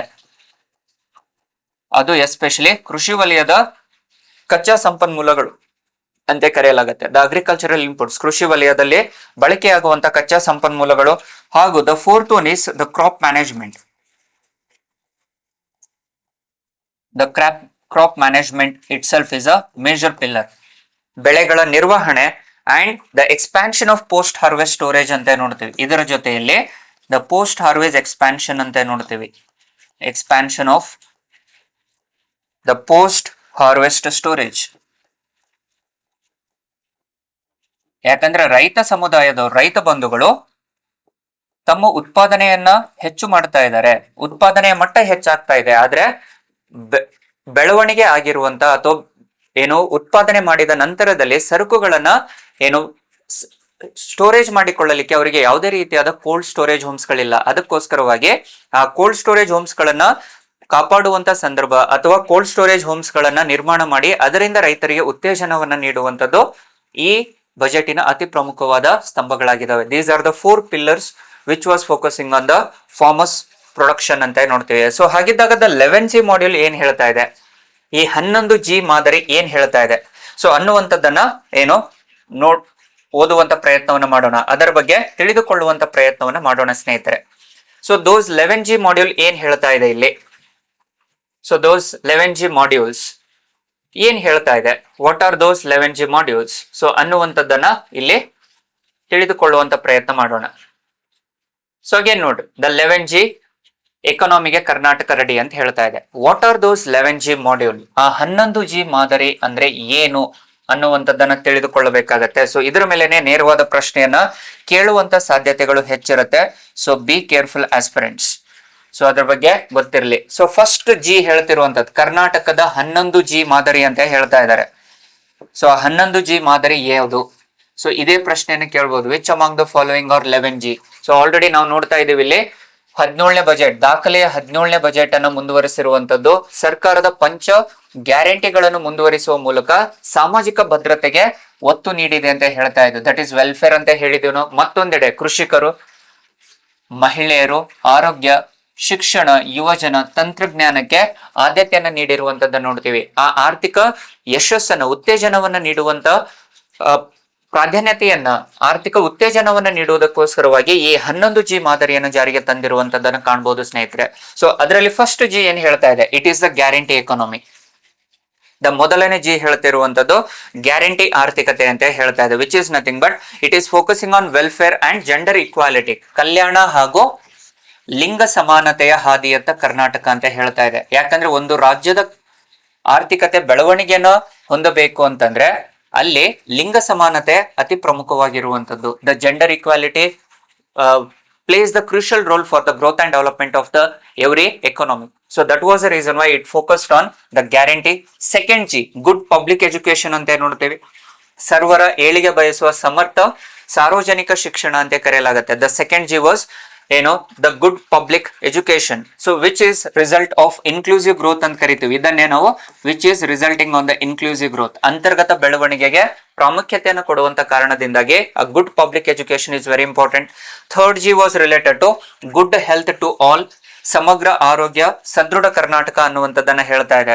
ಸೊ ಇಲ್ಲಿ ಗುಡ್ ಹೆಲ್ತ್ ಟು ಆಲ್ ಅಂದ್ರೆ ಯಾವುದೇ ಒಂದು ದೇಶದ ಅಥವಾ ರಾಜ್ಯದ ಬೆಳವಣಿಗೆ ಉತ್ತೇಜನ ಆಗಬೇಕು ಅಂತಂದ್ರೆ, ಅಭಿವೃದ್ಧಿಯ ಮಟ್ಟ ಹೆಚ್ಚಾಗಬೇಕು ಅಂತಂದ್ರೆ ಅಲ್ಲಿ ಆರೋಗ್ಯ ಬಹುಮುಖ್ಯವಾಗತ್ತೆ. ಸೊ ಇಲ್ಲಿ ಜನಸಾಮಾನ್ಯರ ಆರೋಗ್ಯನೇ ಇಲ್ಲದೆ ಇದ್ದಾಗ ಆರ್ಥಿಕತೆ ಮುಂದುವರಿಲಿಕ್ಕೆ ಸಾಧ್ಯ ಇಲ್ಲ. Means they can't engage into the various economic activities. If the people want to engage into the economic activities then ultimately health is a priority. So ಸಮಗ್ರ ಆರೋಗ್ಯಕ್ಕೆ ಹೆಚ್ಚಿನ ಪ್ರಾಧಾನ್ಯತೆಯನ್ನು ಕೊಡ್ತಾ ಇದೆ. The fourth one is grass root economy. ತಳಮಟ್ಟದಲ್ಲಿರುವಂತಹ ಆರ್ಥಿಕತೆಯನ್ನು ಹೆಚ್ಚು ಉತ್ತೇಜನ ನೀಡುವಂಥದ್ದು, ಎಸ್ಪೆಷಲಿ ಯಾವುದು ಕೃಷಿ, ಗ್ರಾಮೀಣಾಭಿವೃದ್ಧಿ ಮತ್ತು ಕಲ್ಯಾಣ ಕಾರ್ಯಕ್ರಮಗಳು ಅಂತ ನೋಡ್ತೀವಿ. The agricultural part, rural development part as well as the various welfare programmes ಅಂತ ನೋಡ್ತಾ ಇದ್ದೀವಿ. ಇವುಗಳಿಗೆ ಅನುಸಾರವಾಗಿ ತಳಮಟ್ಟದಲ್ಲಿರುವಂತಹ ಜನಸಾಮಾನ್ಯರ ಉತ್ತೇಜನದಿಂದ ಮಾತ್ರ ದೇಶ ಅಥವಾ ಒಂದು ರಾಜ್ಯ ಅಭಿವೃದ್ಧಿಗೊಳ್ಳಲಿಕ್ಕೆ ಸಾಧ್ಯ. ಹಾಗಾಗಿ ಫೋರ್ತ್ ಜಿ ಹೇಳ್ತಿರುವಂತದ್ದು the grass root economy. Fifth one is good governance. So good governance ಅಂದ್ರೆ ಜನಸ್ನೇಹಿ ಆಡಳಿತ ಅಂತ ಹೇಳ್ತಾ ಇದೀವಿ ನಾವು. ಸೊ ಗುಡ್ ಗವರ್ನೆನ್ಸ್ ಅಲ್ಲಿ where the government need to be accountable, responsible, transparent, ethical, ಈ ರೀತಿಯಲ್ಲಿ ಹೇಳ್ತೀವಲ್ಲ ನಾವು. ಸರ್ಕಾರ ಜನಸಾಮಾನ್ಯರಿಗೆ ಹೊಣೆಗಾರರಾಗಿರಬೇಕು, ಪಾರದರ್ಶಕತೆಯಿಂದ ಕೂಡಿರುವಂತಹ ಆಡಳಿತ ಇರಬೇಕು ಅಂತೇಳಿ. ಸೊ ಅದನ್ನ ಗುಡ್ ಗವರ್ನೆನ್ಸ್ ಅಂತ ನೋಡ್ತೀವಿ. Next sixth one is gig economy, ಕಾರ್ಮಿಕ ಕಲ್ಯಾಣ ಕಾರ್ಯಕ್ರಮಗಳು. ದ ಲೇಬರ್ ರಿಫಾರ್ಮ್ಸ್ ಅಂತ ನೋಡ್ತೀವಿ ನಾವು. The welfare and developmental schemes for the labours, gig economy ಅಂತೇಳಿ ನೋಡ್ತಾ ಇದೀವಿ. ಸೊ ಗಿಗ್ ಎಕಾನಮಿ ಅನ್ನುವಂಥದ್ದು ಏನಂತೆ ಆಲ್ರೆಡಿ ನಾವು ಹಿಂದಿನ PYQs ಅಲ್ಲಿನೂ ಸಹ ಡಿಸ್ಕಸ್ ಮಾಡಿದ್ವಿ. ಸೊ ಈಗ ಟೆಂಪರರಿ ವರ್ಕರ್ಸ್ ಅಂತ ಏನ್ ನೋಡ್ತೀವಲ್ವ ನಾವು, ದಿನಗೂಲಿ ಏನ್ ಮಾಡ್ತಾ ಇದಾರೋ ಇನ್ ದ ಸರ್ವಿಸ್ ಸೆಕ್ಟರ್ ಅಲ್ಲಿ ದಿನಗೂಲಿಗಾಗಿ ನಿರ್ವಹಣೆಯನ್ನು ಮಾಡ್ತಿರುವಂತವ್ರನ್ನ ಗಿಗ್ ಎಕಾನಮಿ ಅಂತ ಕರಿತೀವಿ. ಸೊ ಅವರ ಉತ್ತೇಜನಗೊಳಿಸುವಂತದ್ದು. ನೆಕ್ಸ್ಟ್ ಜೋಗ್ರಫಿಕಲ್ ಈಕ್ವಾಲಿಟಿ, ಪ್ರಾದೇಶಿಕ ಅಸಮಾನತೆಯ ನಿವಾರಣೆಯ ಬಗ್ಗೆ ಹೆಚ್ಚು ಪ್ರಾಧಾನ್ಯತೆಯನ್ನು ಕೊಡ್ತಾ ಇದೆ. ಸೊ ಮುಂದಿನ ದಿನಮಾನಗಳಲ್ಲಿ ಆ ಪ್ರಾದೇಶಿಕ ಅಸಮಾನತೆ ಬಗ್ಗೆ ಚರ್ಚೆನ ಮಾಡೋಣ. ಸೊ ಪ್ರಾದೇಶಿಕ ಅಸಮಾನತೆಯ ಕುರಿತಾದ ಮಾಹಿತಿಯನ್ನ ಇಲ್ಲಿ ಬಜೆಟ್ ಅಲ್ಲಿ ಸರ್ಕಾರ ನೀಡಿದೆ. ಅದರ ಆ ಸಮಿತಿ ಯಾವುದು ಅನ್ನುವಂಥದ್ದು ಗೊತ್ತಿರಲಿ ಸ್ನೇಹಿತರೆ. It was M Govinda Rao committee ಅಂತ ನೋಡ್ತೇವೆ. ಸೊ ಇಲ್ಲಿ ನಗರ ಪ್ರದೇಶ ಮತ್ತು ಗ್ರಾಮೀಣ ಭಾಗಗಳ ಅಸಮಾನತೆಯ ಪ್ರಮಾಣ ಹೆಚ್ಚಾಗಿರುವ ಕಾರಣದಿಂದ ಆ ಪ್ರಾದೇಶಿಕ ಅಸಮಾನತೆಯನ್ನು ನಿವಾರಿಸುವುದಕ್ಕೋಸ್ಕರವಾಗಿ ಎಂ ಗೋವಿಂದರಾವ್ ಸಮಿತಿಯನ್ನು ಸರ್ಕಾರ ರಚನೆ ಮಾಡಿದೆ. ಸೊ ಆ ಎಂ ಗೋವಿಂದರಾವ್ ಸಮಿತಿ ಯಾವ ಶಿಫಾರಸುಗಳನ್ನು ಕೊಟ್ಟಿದೆ ಅನ್ನುವಂಥದ್ದನ್ನು ಮುಂದಿನ ದಿನಮಾನಗಳಲ್ಲಿ ನಾವು ಚರ್ಚೆ ಮಾಡೋಣ. It is disparities to reduce the disparities ಅಂತ ನೋಡ್ತೀವಿ. Urban and rural disparities. To reduce the disparities it introduce geographical equality. Next the global trade economy ಅಥವಾ ವ್ಯಾಪಾರ ಮತ್ತು ಕೈಗಾರಿಕಾಭಿವೃದ್ಧಿ ಅಂತ ನೋಡ್ತೀವಿ. The global trade economy which is nothing but, ಆಮೇಲೆ ಭಾರತ ದೇಶದಲ್ಲಿ ಸರಿಸುಮಾರು, ಎಸ್ಪೆಷಲಿ ಭಾರತದಲ್ಲಿನೂ ಅಗೇನ್ ಕರ್ನಾಟಕದಲ್ಲಿ ಸರಿಸುಮಾರು 45 GI ಟ್ಯಾಕ್ಸ್ ಗಳನ್ನ ಹೊಂದಿದೆ. ಕರ್ನಾಟಕ ಸರ್ಕಾರ ಒಟ್ಟಾರೆಯಾಗಿ ಕರ್ನಾಟಕದಲ್ಲಿ ಒಟ್ಟು 45 GI ಟ್ಯಾಕ್ಸ್ ಗಳನ್ನು ಹೊಂದಿರುವಂತದ್ದನ್ನು ನೋಡ್ತೀವಿ. Geographical indication tax. ಸೊ ಹಾಗಿದ್ದಾಗ ಏನಾಗುತ್ತೆ ಇವಾಗ, ಆ ಜೋಗ್ರಫಿಕಲ್ ಇಂಡಿಕೇಶನ್ ಟ್ಯಾಕ್ಸ್ ಅಂದ್ರೆ those are the pure goods which are produced in the state of Karnataka. ಅದರಿಂದ ಗ್ಲೋಬಲ್ ಲೆವೆಲ್ ಅಲ್ಲಿ ಮೀನ್ಸ್ ಜಾಗತಿಕ ಮಟ್ಟದಲ್ಲಿ ಆರ್ಥಿಕ ಅಭಿವೃದ್ಧಿಯನ್ನು ಹೆಚ್ಚಿಸುವಂತ ಕಾರಣದಿಂದಾಗಿ ಗ್ಲೋಬಲ್ ಟ್ರೇಡ್ ಎಕಾನಮಿಗೆ, ವ್ಯಾಪಾರ ಮತ್ತು ಕೈಗಾರಿಕಾಭಿವೃದ್ಧಿಗೆ ಉತ್ತೇಜನ ನೀಡುವಂತ ಕಾರಣಕ್ಕಾಗಿ ಜಾರಿಗೆ ತಂದಿದೆ. Next 9th G globe trotting economy, ಪ್ರವಾಸೋದ್ಯಮ ಆರ್ಥಿಕತೆ ಅಂತ ನೋಡ್ತೀವಿ. ಸೊ ನೇರವಾದ ಪ್ರಶ್ನೆನೇ ಕೇಳಬಹುದು. ದ ಗ್ಲೋಬ್ ಟ್ರೋಟಿಂಗ್ ಎಕಾನಮಿ ಅಂದ್ರೆ ಯಾವುದಕ್ಕೆ ಸಂಬಂಧಪಟ್ಟಿದೆ? The globe trotting economy was related to the tourism sector. So be careful aspirants. So ಇಲ್ಲಿ ಪ್ರವಾಸೋದ್ಯಮದ ಆರ್ಥಿಕತೆ, ಯಾಕಂದ್ರೆ ಕರ್ನಾಟಕದಲ್ಲಿ ಪ್ರವಾಸೋದ್ಯಮದಿಂದ ಅತಿ ಹೆಚ್ಚು ಆದಾಯಗಳು ಉತ್ತೇಜನಗೊಳ್ಳಬೇಕು ಅಂತೇಳಿ ಇದಕ್ಕೆ ಪ್ರಾಧಾನ್ಯತೆ ಕೊಡ್ತಾ ಇದೆ. ನೆಕ್ಸ್ಟ್ ಗ್ರೀನ್ ಎಕಾನಮಿ, ನವೀಕರಿಸಬಹುದಾದ ಇಂಧನ ಸೇರಿದಂತೆ ಪರಿಸರ ಪೂರ್ವಕ ಆರ್ಥಿಕ ಚಟುವಟಿಕೆಗಳು. The green economy which is related to the protection of the environment ಅಂತ ನೋಡ್ತೀವಿ. So protection of environment is also very important for our economy. So without protecting the environment, ultimately we can't find the investments, ಹೂಡಿಕೆಗಳು, ಬಂಡವಾಳಗಳು ಬರಲಿಕ್ಕೆ ಸಾಧ್ಯ ಇಲ್ಲ. So ಅದಕ್ಕೆ ಪ್ರಾಧಾನ್ಯತೆಯನ್ನು ಕೊಡ್ತಾ ಇದೆ. ಅಂಡ್ ಕೊನೆಗೆ the 11th G was related to the growing urban economy, ನಗರ ಪ್ರದೇಶದ ಆರ್ಥಿಕತೆಯನ್ನು ಸಹ ಹೆಚ್ಚು ಉತ್ತೇಜನ ನೀಡುವಂತದ್ದು ಇದರ ಪ್ರಾಧಾನ್ಯತೆಯಾಗಿರುತ್ತೆ. So these are the 11 G modules ಅಂತ ಕರಿತೀವಿ. So which is very important for your exam aspirants. So 11 G module is most important part of your competitive exam. So be careful with respect to those 11 G. I hope ಇದು clear ಇದೆ ಅಂತ ಅನ್ಕೊಳ್ತೀನಿ. And ನಂತರದಲ್ಲಿ we need to focus on the state finance commission and overview of the economy. ಬಜೆಟಿನ overview ಹಾಗೂ state ಎಕಾನಮಿಯ ಬಗ್ಗೆ ಚರ್ಚೆ ಮಾಡುವಂತ ಪ್ರಯತ್ನವನ್ನು ಮಾಡೋಣ. ಸೊ ಅದಕ್ಕಿಂತ ಪ್ರಮುಖವಾಗಿ ಇಲಾಖಾವಾರು ಅನುದಾನ ಹಂಚಿಕೆಯ ವಿವರ ಅಂತ ಹೇಳ್ತಾ ಇದ್ದೇನೆ. ಸೊ ಇದು ಸಹ ನಮ್ಗೆ ಅತಿ ಪ್ರಮುಖವಾಗಿರುವಂತ ಅಂಶ. ಸೊ ಯಾವ ರೀತಿಯಲ್ಲಿ ಇಲಾಖೆಗಳಿಗೆ ಅತಿ ಹೆಚ್ಚು ಪ್ರಮಾಣದಲ್ಲಿ ಯಾವ ಇಲಾಖೆಗೆ ಹಣವನ್ನ ವೆಚ್ಚ ಮಾಡಿದೆ ಅನ್ನುವಂಥದ್ದನ್ನ ಕೇಳ್ತಾರೆ ಸ್ನೇಹಿತರೆ. So be careful. 2026-27 ಬಜೆಟ್ ಅಲ್ಲಿ ಅತಿ ಹೆಚ್ಚು ಅನುದಾನಗಳನ್ನ ಕೊಟ್ಟಿರುವಂತದ್ದು ಯಾವುದಕ್ಕೆ ಅಂತಂದ್ರೆ be careful, it was related to the ಏನು ಎಜುಕೇಶನ್ ಡಿಪಾರ್ಟ್ಮೆಂಟ್, ಶಿಕ್ಷಣ ಇಲಾಖೆಗೆ ಅತಿ ಹೆಚ್ಚು ಏನು ಅನುದಾನ ಹಂಚಿಕೆ ಆಗಿರುವಂತದ್ದನ್ನು ನೋಡ್ತೇವೆ. ಸರಿ ಸುಮಾರು 47,224 ಕೋಟಿ ರೂಪಾಯಿ ಹಣವನ್ನ ಏನು ಶಿಕ್ಷಣ ಇಲಾಖೆಗೆ ಮಾಡಿದೆ, ವೆಚ್ಚ ಮಾಡ್ತಾ ಇದೆ. Second one it is women and child development ಅಂತ ನೋಡ್ತೇವೆ. ಮಹಿಳಾ ಮತ್ತು ಮಕ್ಕಳ ಕಲ್ಯಾಣ ಅಭಿವೃದ್ಧಿಗೋಸ್ಕರವಾಗಿ ಸರಿ ಸುಮಾರು 34,929 ಕೋಟಿ ರೂಪಾಯಿ ಹಣವನ್ನ. ಅಂಡ್ ಮೂರನೇ ಸ್ಥಾನದಲ್ಲಿ ಇಟ್ ವಾಸ್ ರಿಲೇಟೆಡ್ ಟು ಏನು ಫ್ಯೂಲ್, ಇಂಧನ ಇಲಾಖೆಗೆ ಸರಿ ಸುಮಾರು 29,947 ಕೋಟಿ ರೂಪಾಯಿ ಹಣವನ್ನ ವೆಚ್ಚ ಮಾಡಿರುವಂತದನ್ನ ಕಾಣ್ತೀವಿ ಸ್ನೇಹಿತರೆ. ಸೊ ಹಾಗಾಗಿ be careful with respect to these ಏನು datas are very important for your exams. I hope ಇದು ಕ್ಲಿಯರ್ ಇದೆ ಅಂತ ಅನ್ಕೊಳ್ತೀನಿ. ಅಂಡ್ ಅತಿ ಕಡಿಮೆ ಹಣಕಾಸು ಅಂತಂದ್ರೆ ಪಶು ಸಂಗೋಪನೆ ಅಂತ ನೋಡ್ತೀವಿ. ಪಶು ಸಂಗೋಪನೆ ಮತ್ತು ಮೀನುಗಾರಿಕೆ, ಎನಿಮಲ್ ಹಸ್ಬೆಂಡ್ರಿ ಅಂತ ನೋಡ್ತೀವಲ್ವಾ ನಾವು. So for the animal husbandry and fisheries it was around 4,084 crores ಅಂತ ನೋಡ್ತೀವಿ. ಸೊ ಹೈಯೆಸ್ಟ್ ಯಾವುದು ಅನ್ನುವಂಥದ್ದು ಗೊತ್ತಿರಲಿ ಸ್ನೇಹಿತರೆ, ಬಿಕಾಸ್ ಅತಿ ಹೆಚ್ಚು ಬಾರಿ ಪ್ರಶ್ನೆಯನ್ನ ಕೇಳುವಂತ ಸಾಧ್ಯತೆಗಳು ಇದರಲ್ಲಿ ಕಾಣಬಹುದು. ಸೊ ನಂತರದಲ್ಲಿ the total budget, the state of the ಎಕಾನಮಿಯ ಬಗ್ಗೆ ಚರ್ಚೆನ ಮಾಡುವಂತ ಪ್ರಯತ್ನ ಮಾಡೋಣ. The total state of the economy. So the total state of the ಎಕಾನಮಿಯಲ್ಲಿ ಅಂದ್ರೆ ರಾಜ್ಯದ ಆರ್ಥಿಕತೆ ಹೇಗಿದೆ ಅನ್ನುವಂಥದ್ದನ್ನ ಇಲ್ಲಿ ಚರ್ಚೆನ ಮಾಡುವಂತ ಪ್ರಯತ್ನವನ್ನ ಮಾಡೋಣ. ಸೊ ಮುಖ್ಯವಾಗಿ ನೋಡುವಂತದ್ದಾದ್ರೆ ಇಲ್ಲಿ ದ ಸ್ಟೇಟ್ ಆಫ್ ದ ಎಕಾನಮಿಯಲ್ಲಿ ವಾಟ್ ಈಸ್ ದ ಪ್ರೊವಿಷನ್ಸ್ ಅಂತೇಳಿ ಬಂದಾಗ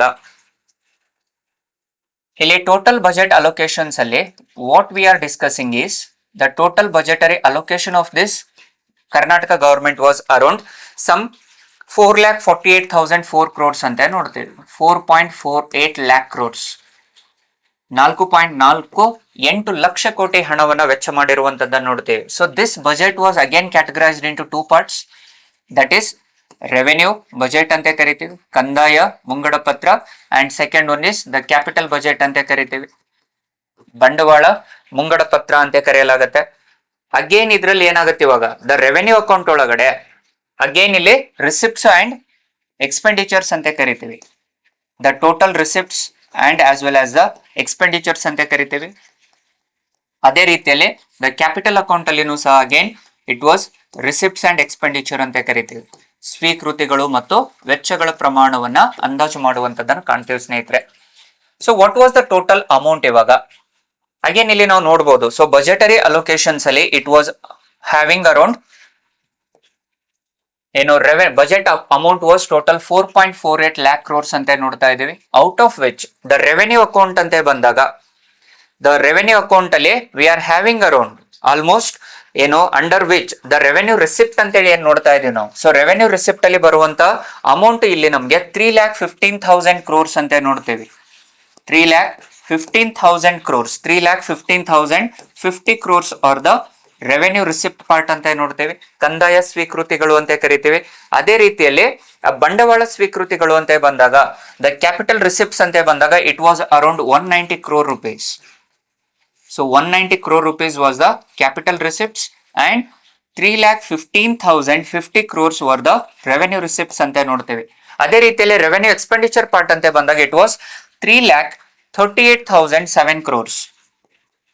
3,38,007 crore rupees was the revenue expenditure. So these are the short term expenses and short term accounts ಅಂತ ನೋಡ್ತೇವೆ. The revenue account is a short term account usually for a less than a period of 1 year ಅಂತ ನೋಡ್ತೇವೆ. So ಇದ್ರ ಬಗ್ಗೆ ಹೆಚ್ಚಿನ ಮಾಹಿತಿಯನ್ನು ನಾವು already central budget discuss ಮಾಡಿದ್ದೀವಿ. And capital account is a long term amount which is usually for A period of more than 1 year ಅಂತ ಕರೆಯಲಾಗುತ್ತೆ. And under which the capital expenditure were around 74,682 crores. So this was the capital expenditure amount. ಬಂಡವಾಳ ವೆಚ್ಚಗಳ ಪ್ರಮಾಣ ಅಂತ ನೋಡ್ತೀವಿ. So ಹಾಗಿದ್ದಾಗ the total deficits ಏನಾಗ್ತಾ ಇದೆ ಅಂಡ್ ಡೆಪ್ಟ್ ಏನಾಗ್ತಾ ಇದೆ ಅನ್ನುವಂಥದ್ದನ್ನು ತಿಳಿದುಕೊಳ್ಳುವಂತ ಪ್ರಯತ್ನ ಮಾಡೋಣ. ದ ಕರ್ನಾಟಕ ಸರ್ಕಾರದ ಸಾಲದ ಮಟ್ಟ ಇರುವಂತದ್ದು ಇವಾಗ ಸರಿ ಸುಮಾರು 1,32,000 ರೂಪಾಯಿ, 1,32,000 ಕೋಟಿ ಹಣ ಸರ್ಕಾರ ಸಾಲವನ್ನು ಹೊಂದಿರುವಂತದ್ದನ್ನ ನೋಡ್ತೀವಿ. And which is again around 2.95% ಅಂತ ನೋಡ್ತೇವೆ. 2.95% of the gross state domestic product.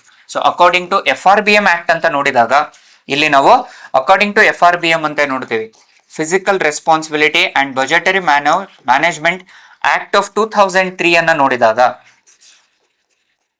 The act of 2003 which was implemented in 2004, ಇದಕ್ಕನುಸಾರವಾಗಿ ರಾಜ್ಯ ಸರ್ಕಾರ ಅಥವಾ ಕೇಂದ್ರ ಸರ್ಕಾರ less than 3% of the fiscal deficits ಅನ್ನು ಹೊಂದಿರಬೇಕಂತ ಹೇಳಿರುತ್ತೆ. But as of now the physical deficit was around 2.95% ಅಂತ ನೋಡ್ತೀವಿ. ಸೊ ಸರ್ಕಾರದ ಸಾಲದ ಮಟ್ಟ ಇಲ್ಲಿ ಇರುವಂತದ್ದು ಎಷ್ಟು? 2.95% ಅಂತ ನೋಡ್ತೀವಿ. And which is having the deficits of around, ಕೊರತೆಯ ಮಟ್ಟ ಎಷ್ಟಾಗ್ತಾ ಇದೆ ಇಲ್ಲಿ?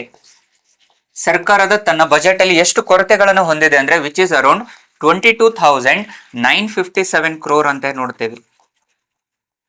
So it was having the deficits of around 22,957 crores. So this was around ಏನಾಗ್ತಾ ಇದೆ ಡೆಫಿಸಿಟ್ಸ್ ಪಾರ್ಟ್ ಅಂತ ನೋಡ್ತಾ ಇದ್ದೀವಿ. ಸೊ ಇಲ್ಲಿ ಸರ್ಕಾರದ ಒಟ್ಟು ಸಾಲ ಮತ್ತು ಸರ್ಕಾರದ ಕೊರತೆಗಳ ಪ್ರಮಾಣವನ್ನ ಹೇಳ್ತಾ ಇದೆ. ಅದರ ಜೊತೆಯಲ್ಲಿ ಸರ್ಕಾರದ ಫಿಸಿಕಲ್ ಡೆಫಿಸಿಟ್ ಪ್ರಮಾಣ ಎಷ್ಟು ಅಂತಾನು ನೋಡ್ತಾ ಇದ್ದೀವಿ. So which is which is playing a crucial role. ಕೇಂದ್ರದ ಬಜೆಟ್ ಅಲ್ಲಿ ನೋಡಿರುವ ಹಾಗೆ 4.4% ಅನ್ನ ನೋಡ್ತಾ ಇದೀವಿ. ಆದ್ರೆ ಒಂದು ರಾಜ್ಯದ ಪ್ರಗತಿ, ಏಳಿಗೆ, ಬೆಳವಣಿಗೆ ಮತ್ತು ಅಭಿವೃದ್ಧಿಯ ಮಟ್ಟವನ್ನ ಹೆಚ್ಚಿಗೆ ಮಾಡಬೇಕು ಅಂತಂದ್ರೆ ಕೋಶೀಯ ಕೊರತೆಯ ಮಟ್ಟ ಅಥವಾ ವಿತ್ತೀಯ ಕೊರತೆಯ ಮಟ್ಟ 3% ಕಡಿಮೆ ಇರಬೇಕು ಅಂತ ಹೇಳಿ ಹೇಳ್ತಾ ಇದೆ. ಸೊ ರಾಜ್ಯದ ಒಟ್ಟು ಹಣಕಾಸಿನಲ್ಲಿ 2.95% ಏನಾಗ್ತಾ ಇದೆ ಇಲ್ಲಿ ವಿತ್ತೀಯ ಕೊರತೆಯನ್ನು ಹೊಂದಿರುವಂತದನ್ನ ಕಾಣ್ತೀವಿ ಸ್ನೇಹಿತರೆ. ಸೊ ಹಾಗಾಗಿನೇ which is well established economy ಅಂತ ನೋಡ್ತಾ ಇದೆ. ಅದರಿಂದ ಯಾವುದೇ ರೀತಿಯಾದ ತೊಂದರೆಗಳು ಇಲ್ಲ ಅನ್ನುವಂಥದ್ದನ್ನ ಇದರಲ್ಲಿ ನಾವು ಕಾಣಬಹುದು. And which is with respect to the ಸಾಲ ಮರುಪಾವತಿ ಅಂತ ಬಂದಾಗ ಲೋನ್ ರೀಪೇಮೆಂಟ್ಸ್ ಅಂತ ಏನ್ ನೋಡ್ತೀವಿ, repayment of the loans. So ಸಾಲ ಮರುಪಾವತಿಯನ್ನ ಸರ್ಕಾರ ಇದರಲ್ಲಿ ಪ್ರಮುಖವಾಗಿ 35,316 ಕೋಟಿ ರೂಪಾಯಿಯನ್ನ ಸಾಲ ಮರುಪಾವತಿ ಮಾಡ್ತಾ ಇದೆ. The loan repayment of the state government was around 35,316 crore rupees amount. And guarantee scheme ಗಳಿಗೆ ಸರ್ಕಾರ ವೆಚ್ಚ ಮಾಡ್ತಿರುವಂತದ್ದು ಎಷ್ಟು ಅಂತಾನು ಗೊತ್ತಿರಲಿ ಸ್ನೇಹಿತರೆ. ಈವೆನ್ ದೋ ಇವೆಲ್ಲ ಇದ್ದರೂ ಸಹ ಸರ್ಕಾರ ತನ್ನ ಗ್ಯಾರಂಟಿ ಯೋಜನೆಗಳನ್ನ ಆಧಾರವಾಗಿ ಇಟ್ಕೊಂಡಿದೆ, ಇದನ್ನ ಕೈ ಬಿಟ್ಟಿಲ್ಲ. ಜನಸಾಮಾನ್ಯ ಆಲ್ರೆಡಿ ನಾವು ಹೇಳಿದ್ದೀವಿ, ಗ್ರೋತ್ ಈಕ್ವಾಲಿಟಿ ಅಂತ ಹೇಳ್ತಾ ಇದೀವಿ, ಜೆಂಡರ್ ಈಕ್ವಾಲಿಟಿ ಅಂತ ಹೇಳ್ತಾ ಇದೀವಿ. ಸೊ ಅದಕ್ಕೆ ಸರ್ಕಾರ ಇಲ್ಲಿ 55,655 ಕೋಟಿ ರೂಪಾಯಿ ಹಣವನ್ನ 55,665 ಕೋಟಿ ರೂಪಾಯಿ ಹಣವನ್ನ ಇಲ್ಲಿ ಗ್ಯಾರಂಟಿ ಯೋಜನೆಗಳಿಗೆ ವೆಚ್ಚ ಮಾಡಿರುವಂತದ್ದನ್ನ ಕಾಣ್ತೀವಿ. ಇಷ್ಟೆಲ್ಲ ಆದರೂ ಸಹ ಸರ್ಕಾರದ ಕೊರತೆಯ ಮಟ್ಟ ಕೇವಲ 2.95% ಇರುವಂತದ್ದನ್ನ ಕಾಣಬಹುದು ಸ್ನೇಹಿತರೆ. So these are the most important point. ಹಾಗಿದ್ದಾಗ ಇವೆಲ್ಲದರ ಅಧೀನದಲ್ಲಿ ಸರ್ಕಾರದ ಇದು ಕೋಶೀಯ ಕೊರತೆ ಆಯ್ತು. ಹಾಗಿದ್ದಾಗ ಕಂದಾಯ ಕೊರತೆಯ ಮಟ್ಟ ಎಷ್ಟಿದೆ ಅನ್ನುವಂಥದ್ದು ಗೊತ್ತಿರಲಿ ಸ್ನೇಹಿತರೆ. The revenue deficits. So revenue deficits ಅನ್ನುವಂಥದ್ದು ಏನಾಗುತ್ತೆ? Revenue receipt minus revenue expenditure. 3,38,000 ಕೋಟಿಯಲ್ಲಿ 3,15,000 ಆದಾಯ ಬರ್ತಾ ಇದೆ. ಹಾಗಿದ್ದಾಗ ಇಲ್ಲಿ ಕಂದಾಯ ಕೊರತೆಯ ಮಟ್ಟ ಇರುವಂತದ್ದು ಸರಿಸುಮಾರು ಎಷ್ಟಾಗುತ್ತೆ ಇವಾಗ? 15 + 8 ಅರೌಂಡ್ 22,000. ಇಲ್ಲಿ ನಾವು ನೋಡ್ತಾ ಇದೀವಲ್ಲ, ದಿಸ್ ಈಸ್ ದ ಡೆಫಿಸಿಟ್ ಅಂತ ಹೇಳಿ. ಇದು ರೆವೆನ್ಯೂ ಡೆಫಿಸಿಟ್ ಅಂತ ಹೇಳ್ತಾ ಇದೀವಿ ನಾವು. The revenue deficits of around 22,957 crore ಅಂತ ಏನ್ ಹೇಳ್ತಾ ಇದೀವೋ ವಿಚ್ ಇಸ್ ಅರೌಂಡ್ 6% ಅಂತ ನೋಡ್ತಾ ಇದೀವಿ. ಇಲ್ಲೇ ನಮ್ಗೆ ಲ್ಯಾಗ್ ಆಗ್ತಿರುವಂತದನ್ನ ಕಾಣಬಹುದು ಸ್ನೇಹಿತರೆ. ಸೊ ಕಂದಾಯ ಕೊರತೆಯ ಮಟ್ಟ ಕಡಿಮೆ ಆಗ್ತಾ ಇದೆ, ಇಲ್ಲಿ ಹೆಚ್ಚಾಗಿದೆ. ಸೊ ಕಂದಾಯ ಕೊರತೆ ಯಾವಾಗ್ಲೂ ಏನಾಗಬೇಕು? 0% ಇರಬೇಕಿತ್ತು. ಆದ್ರೆ ಗ್ಯಾರಂಟಿ ಯೋಜನೆಗಳಿಗೆ ಅನುಸಾರವಾಗಿ ಕಂದಾಯ ಕೊರತೆಯ ಮಟ್ಟ ಏನಾಗ್ತಾ ಇದೆ? 6% ಇರುವಂತದ್ದು. ಅದು ವೆಚ್ಚಗಳ ಪ್ರಮಾಣ ಹೆಚ್ಚಾಗುವಂತದ್ದನ್ನ ಕಾಣ್ತಾ ಇದೆ. So almost the revenue deficit was around certainly 6% ಅಂತ ನೋಡ್ತಾ ಇದ್ದೀವಿ ಸ್ನೇಹಿತರೆ. So hope this one is clear. And the state economy ಇಲ್ಲಿ ಬಂದಾಗ what about the real GSDP? ಸರ್ಕಾರದ ನೈಜ ಬೆಳವಣಿಗೆ ದರ ಎಷ್ಟಿದೆ? ಹಾಗಿದ್ರೆ the real GSDP of the Karnataka state was, so ನೈಜವಾಗಿ ಎಷ್ಟು ಬೆಳವಣಿಗೆ ದರವನ್ನ ಹೊಂದುತ್ತಾ ಇದೆ ಅಂತಂದ್ರೆ ಇಟ್ ವಾಸ್ ಅರೌಂಡ್ 8.1% ನೋಡ್ತೀವಿ. ಸೊ ಇವೆಲ್ಲ ನೇರವಾದ ಫ್ಯಾಕ್ಟ್ಸ್ ಗಳು ಗೊತ್ತಿರಲಿ ಸ್ನೇಹಿತರೆ. These are the questions directly asked for your competitive exams. Karnataka ರಾಜ್ಯದ ನೈಜ ಬೆಳವಣಿಗೆ ದರ 8.1% ಅಂತ ನೋಡ್ತೀವಿ. ಆದ್ರೆ ಇಂಡಿಯಾಕ್ಕಿಂತ ಕಂಪೇರ್ ಮಾಡಿದಾಗ ಏನಾಗುತ್ತೆ? ವಿಚ್ ಇಸ್ ಹೈಯೆಸ್ಟ್ ಅಲ್ವಾ? Whereas the India's growth rate was around 7.4% ಇತ್ತು. Whereas the Karnataka's real growth rate was around 8.1%, which is more than the India's growth rate. ಅದರಲ್ಲಿನೂ 3 ಸೆಕ್ಟರ್ ಅನ್ನ ನೋಡ್ತೀವಿ. ದಟ್ ಈಸ್ ಅಗ್ರಿಕಲ್ಚರಲ್ ಸೆಕ್ಟರ್, ಕೃಷಿ ವಲಯ. Second one ಕೈಗಾರಿಕಾ ವಲಯ, industrial sector. And third one is service sector, ಸೇವಾ ವಲಯ. ಅಗೇನ್ ನೋಡಿ, ಕೃಷಿ ವಲಯದಲ್ಲಿ ಕರ್ನಾಟಕ ಸರ್ಕಾರದ ಉತ್ಪಾದನೆಯ ಮಟ್ಟ 9.1%, ಬೆಳವಣಿಗೆ ದರವನ್ನು ಹೊಂದಿರುವಂತದ್ದು. ಎರಡನೇದು ಕೈಗಾರಿಕಾ ವಲಯದಲ್ಲಿ ಸರಿಸುಮಾರು 6.7% ಬೆಳವಣಿಗೆ ದರವನ್ನು ಹೊಂದಿದೆ. ಅಂಡ್ ಸೇವಾ ವಲಯದಲ್ಲಿ ಸರಿಸುಮಾರು 8.1% ಬೆಳವಣಿಗೆ ದರವನ್ನು ಹೊಂದಿದೆ. So this is the growth rate of all the three sectors with respect to the Karnataka state. And with respect to the physical deficits ante bandaga, the state of the economy ante nodta idivalva illi ನಾವು, it is the state economy ante ಬಂದಾಗ, ರಾಜ್ಯ ಸರ್ಕಾರದ ಆರ್ಥಿಕತೆ ಅಂತ ಬಂದಾಗ ಇದರ ಬಗ್ಗೆ ಚರ್ಚೆಯನ್ನು ಮಾಡುವಂತಹ ಸಂದರ್ಭದಲ್ಲಿ ಇವುಗಳು ನಮಗೆ ಪ್ರಮುಖವಾಗಿರುವಂತ ಅಂಶಗಳು. ಸೊ ಇಲ್ಲಿ the second point was the physical deficits of the government was around less than 3%, that is around 2.95% ಅಂತ ನೋಡ್ತಾ ಇದೀವಿ, which is less than 3%. ಅಂದ್ರೆ ಸ್ಟೇಬಲ್ ಇದೆ ಎಕಾನಮಿ ಅಂತ ಹೇಳ್ತಾ ಇದೆ. ಅದು less than 3% of gross state domestic product, which is nothing but which represents a stable economy. ಆರ್ಥಿಕತೆಯಲ್ಲಿ ಸ್ಥಿರತೆಯನ್ನು ಹೊಂದಿರುವಂತ ಸರ್ಕಾರ ಅಂತ ನೋಡ್ತಾ ಇದೀವಿ. And which is having the liability of around less than 20%. Liability is also around less than 25% of GSDP. So ಸರ್ಕಾರದ ಆರ್ಥಿಕ ಹೊರೆಯ ಮಟ್ಟ 25%ಕ್ಕಿಂತ ಕಡಿಮೆ ಇರುವಂತದ್ದನ್ನು ಸಹ ಇದರಲ್ಲಿ ನಾವು ಕಾಣಬಹುದು. ಇದು ಗಮನಾರ್ಹವಾದ ಬೆಳವಣಿಗೆ. ಅಂದ್ರೆ ರಾಜ್ಯ ಸರ್ಕಾರ ಗ್ಯಾರಂಟಿ ಯೋಜನೆಗಳನ್ನು ಕೊಟ್ಟಿದ್ರೂ ಸಹ ಆರ್ಥಿಕ ಹೊರೆಯ ಮಟ್ಟ ಇನ್ನು ಸ್ಟೇಬಲ್ ಅಲ್ಲಿ ಇರುವಂತದನ್ನ ಕಾಣ್ತೇವೆ. ಇವುಗಳಿಗೆ ಅನುಸಾರವಾಗಿನೇ ಕರ್ನಾಟಕ ಸರ್ಕಾರದ ಆರ್ಥಿಕ ಬೆಳವಣಿಗೆ ದರ ಸ್ಥಿರವಾಗಿರುವಂತದನ್ನ ಕಾಣಬಹುದು. With respect to the FDI equity, the next point was the FDIs, foreign direct investments to the Karnataka. So ವಿದೇಶಿ ನೇರ ಹೂಡಿಕೆಯ ಪ್ರಮಾಣ ಕರ್ನಾಟಕದಲ್ಲಿ ಇದ್ದಿದ್ದು ಸರಿಸುಮಾರು which is having around some $9.4 billion. Karnataka ಸರ್ಕಾರ $9.4 billion ಅಷ್ಟು ಹಣವನ್ನ ಹೂಡಿಕೆ ಮಾಡಿರುವಂತದನ್ನ ಕಾಣ್ತೀವಿ. And which is second highest ಅಂತ ನೋಡ್ತೀವಿ. After it was in the second rank with respect to the FDIs after Maharashtra. ಮೊದಲ ರ್ಯಾಂಕ್ ಅಲ್ಲಿ ಇದ್ದಿದ್ದು ಮಹಾರಾಷ್ಟ್ರ ಅಂಡ್ ಎರಡನೇದು FDI ಅಲ್ಲಿ ಕರ್ನಾಟಕ ಸರ್ಕಾರ ಇರುವಂತದನ್ನ ನೋಡ್ತೇವೆ. Next under the GST revenues ಅಲ್ಲಿನೂ ಸಹ ನಾವು ಕಾಣಬಹುದು. ಸೊ ಕರ್ನಾಟಕದಿಂದ GST ರೆವೆನ್ಯೂಸ್ ಎಷ್ಟಾಗ್ತಾ ಇದೆ ಅಂದ್ರೆ ಸರಿಸುಮಾರು 43% ರೆವೆನ್ಯೂಸ್ ಬರ್ತಾ ಇದೆ. The 43% revenues were coming from the GSTs, state GST ಅಂತೇಳಿ ನೋಡ್ತೇವೆ, which is again it is in the second rank ಅಂತ ನೋಡ್ತೇವೆ, which is also in the second rank. GST ಪ್ರಮಾಣದಲ್ಲಿನೂ Karnataka ಸರ್ಕಾರ ಎರಡನೇ ರ್ಯಾಂಕ್ ಅನ್ನ ಹೊಂದಿರುವಂತದನ್ನ ಕಾಣ್ತೇವೆ ಆಫ್ಟರ್ ಅಗೇನ್ ಮಹಾರಾಷ್ಟ್ರ. ನಂತರದಲ್ಲಿ ದ 16 ಫೈನಾನ್ಸ್ ಕಮಿಷನ್ ಅಲ್ಲಿ ಕರ್ನಾಟಕ ಸರ್ಕಾರಕ್ಕೆ ಬಂದಿರುವಂತ ಆದಾಯ ಎಷ್ಟು ಅನ್ನುವಂಥದ್ದನ್ನು ನೋಡೋಣ. ದ 16 ಫೈನಾನ್ಸ್ ಕಮಿಷನ್, ಸೊ 16ನೇ ಹಣಕಾಸು ಆಯೋಗ, ಅರವಿಂದ್ ಪನಗರಿ ಅವರ ಅಧ್ಯಕ್ಷತೆಯಲ್ಲಿ ರಚನೆಯಾಗಿರುವಂತಹ 16ನೇ ಹಣಕಾಸು ಆಯೋಗದ ಬಗ್ಗೆ ಆಲ್ರೆಡಿ ನಮ್ಮ YouTube channel Prajnana India YouTube channel ಅಲ್ಲಿ ವಿಡಿಯೋ ಆಗಿದೆ. ಸೊ ಯಾರೆಲ್ಲ 16ನೇ ಹಣಕಾಸು ಆಯೋಗದ ಮಾಹಿತಿ ಗೊತ್ತಿರಲ್ವೋ ಅವರು ಆ ವಿಡಿಯೋವನ್ನ ನೋಡಿ ಪಾಯಿಂಟ್ಸ್ ಅನ್ನ ನೋಟ್ ಮಾಡ್ಕೊಳ್ಳಿ ಅಂತ ಹೇಳ್ತಾ ಇಲ್ಲಿ ಆ ವಿಡಿಯೋವನ್ನ ಆಲ್ರೆಡಿ ನಾವು ಪಬ್ಲಿಷ್ ಮಾಡಿದೀವಿ. ಆ ವಿಡಿಯೋವನ್ನ ನೋಡಿ ನೋಟ್ಸ್ ಮಾಡ್ಕೊಳ್ಳಿ. ಯಾಕಂದ್ರೆ 16ನೇ ಹಣಕಾಸು ಆಯೋಗದ ಮೇಲೆ ಆಲ್ಮೋಸ್ಟ್ ನಿಮಗೆ ಕಾಂಪಿಟೇಟಿವ್ ಎಕ್ಸಾಮ್ಸ್ ಮೇಲೆ ಇವಾಗ ಪ್ರಶ್ನೆ ಬಂದೇ ಬರುತ್ತೆ. ಸೊ 16ನೇ ಹಣಕಾಸು ಆಯೋಗದಲ್ಲಿ ಕರ್ನಾಟಕ ಸರ್ಕಾರಕ್ಕೆ ಬಂದಿರುವಂತ ಷೇರು 4.13% ಶೇರ್ ಅನ್ನು ಹೊಂದಿದೆ.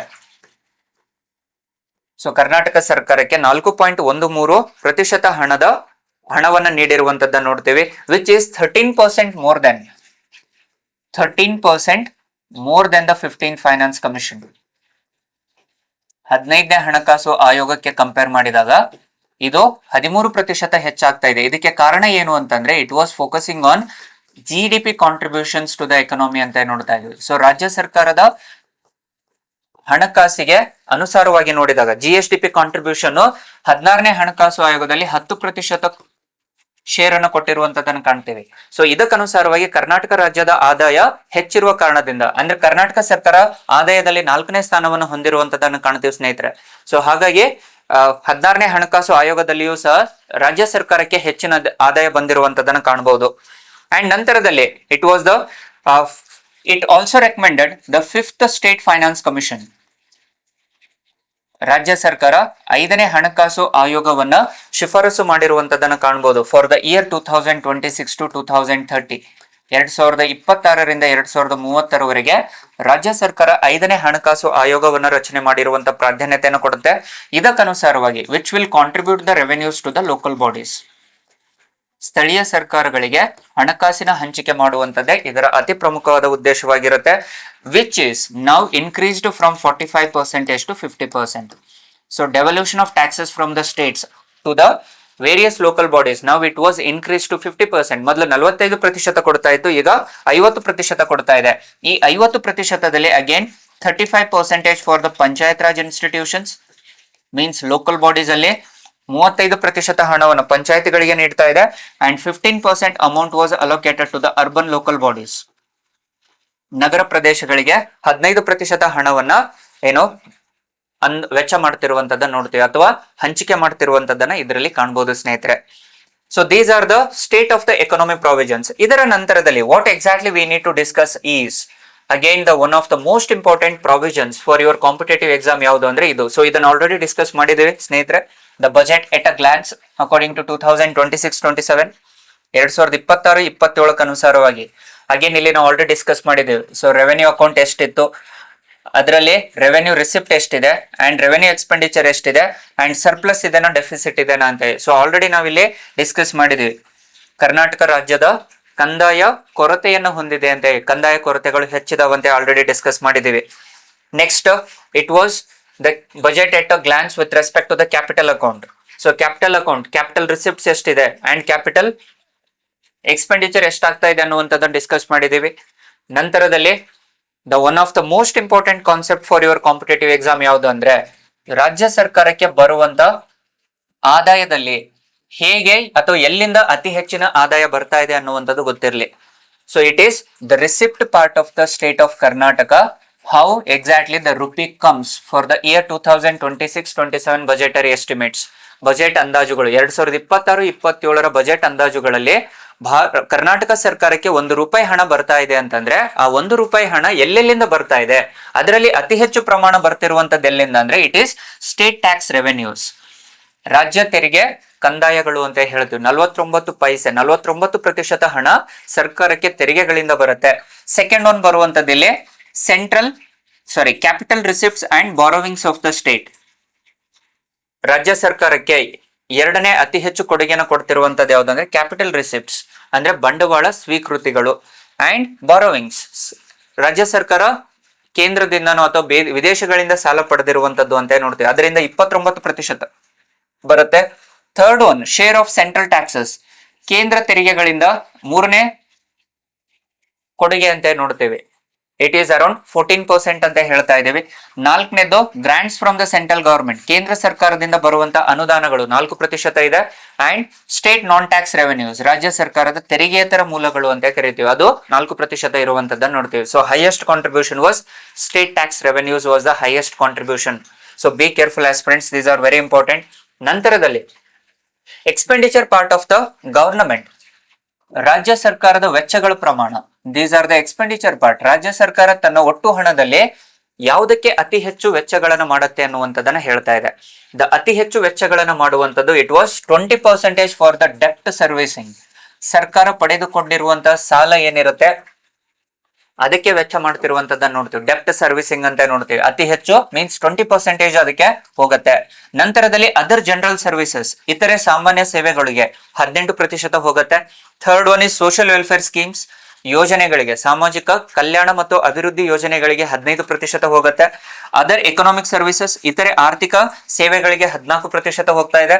Agriculture, irrigation and rural development 13%, ಕೃಷಿ, ನೀರಾವರಿ ಮತ್ತು ಗ್ರಾಮೀಣ ಅಭಿವೃದ್ಧಿಗೆ 13%. ನೆಕ್ಸ್ಟ್ ಎಜುಕೇಶನ್, ಶಿಕ್ಷಣಕ್ಕೆ 10% ವೆಚ್ಚ ಮಾಡ್ತಾ ಇದೆ. ಆರೋಗ್ಯಕ್ಕೆ 4% ವೆಚ್ಚವಾಗ್ತಾ ಇದೆ. Health sector is 4%. Other social service, ಇತರೆ ಸಾಮಾಜಿಕ ಸೇವೆಗಳಿಗೆ 3%. ವಾಟರ್ ಸಪ್ಲೈ ಅಂಡ್ ಸ್ಯಾನಿಟೇಷನ್, ನೈರ್ಮಲೀಕರಣ ಮತ್ತು ನೀರಿನ ಪೂರೈಕೆಗೆ 3% ಹಣವನ್ನು ವೆಚ್ಚ ಮಾಡ್ತಾ ಇದೆ. ಸೊ ಅತಿ ಹೆಚ್ಚು ವೆಚ್ಚವನ್ನು ಮಾಡ್ತಿರುವಂತದ್ದು ಯಾವ್ದ್ರಲ್ಲಿ, ಇಟ್ ವಾಸ್ ಡೆಪ್ಟ್ servicing first, other general service second, social welfare schemes third, and other economic services fourth ಅಂತ ನೋಡ್ತೀವಿ. ಸೊ ಬಿ ಕೇರ್ಫುಲ್ ಆಸ್ಪಿರೆಂಟ್ಸ್, ಇವುಗಳು ನಿಮ್ಗೆ ಅತಿ ಪ್ರಮುಖವಾಗಿರುವಂತಹ ಅಂಶಗಳು. So these are the income and expenditures of the government. So ಅದರಲ್ಲಿನೂ ಮತ್ತೆ ಇಲ್ಲಿ the gross allocation, the total demand ಅಂತೇಳಿ ಹೇಳ್ತಾ ಇದೆ. ಗ್ರಾಸ್ ಅಲೋಕೇಶನ್ ಎಲ್ಲಿ ಅಲೋಕೇಟ್ ಮಾಡ್ತಾ ಇದೆ, ಅತಿ ಹೆಚ್ಚಿನ ಹಣವನ್ನ ಸರ್ಕಾರ ಎಲ್ಲಿ ವೆಚ್ಚಗಳನ್ನ ಮಾಡ್ತಾ ಇದೆ ಅಂದ್ರೆ ಹಂಚಿಕೆ ಮಾಡ್ತಾ ಇದೆ ಅನ್ನುವಂಥದ್ದನ್ನು ಈ ಚಾರ್ಟ್ ಅಲ್ಲಿ ಹೇಳ್ತಾ ಇದೆ. ಅತಿ ಹೆಚ್ಚು ಪ್ರಮಾಣದಲ್ಲಿ ಈಗ ತಾನೇ ನಾವು ಡಿಸ್ಕಸ್ ಮಾಡಿರುವ ಹಾಗೆ ಸರ್ಕಾರ ತನ್ನ ಅತಿ ಹೆಚ್ಚು ಹಣವನ್ನು ವೆಚ್ಚ ಮಾಡ್ತಿರುವಂತದ್ದು ಎಜುಕೇಶನ್ ಸೆಕ್ಟರ್ಗೆ, that is highest, that is 10% ಅಂತ ನೋಡ್ತಾ ಇದೀವಿ. ಸರ್ಕಾರದ ಬಜೆಟ್ ಅಲ್ಲಿ ಅತಿ ಹೆಚ್ಚು ವೆಚ್ಚಗಳನ್ನು ಮಾಡ್ತಿರುವಂತದ್ದು 10% for the education sector. Second one is 7% for women and child development. Education sector ಗೆ 47,224 crores ವೆಚ್ಚ ಮಾಡ್ತಾ ಇದೆ. ವುಮೆನ್ ಅಂಡ್ ಚೈಲ್ಡ್ ಡೆವಲಪ್ಮೆಂಟ್ ಗೆ 34,929 crores. And third one energy sector 6%, 29,947 crores. ನಂತರ ಈ ಚಾರ್ಟ್ ಅನ್ನು ಒಮ್ಮೆ ನೋಡ್ಕೊಳ್ಳಿ. ಅಂಡ್ ಅತಿ ಕಡಿಮೆ ಯಾವುದು ಅಂತಂದ್ರೆ animal husbandry and fisheries 4,084 crore rupees, that is 1% ಅಂತ ಹೇಳ್ತಾ ಇದೆ.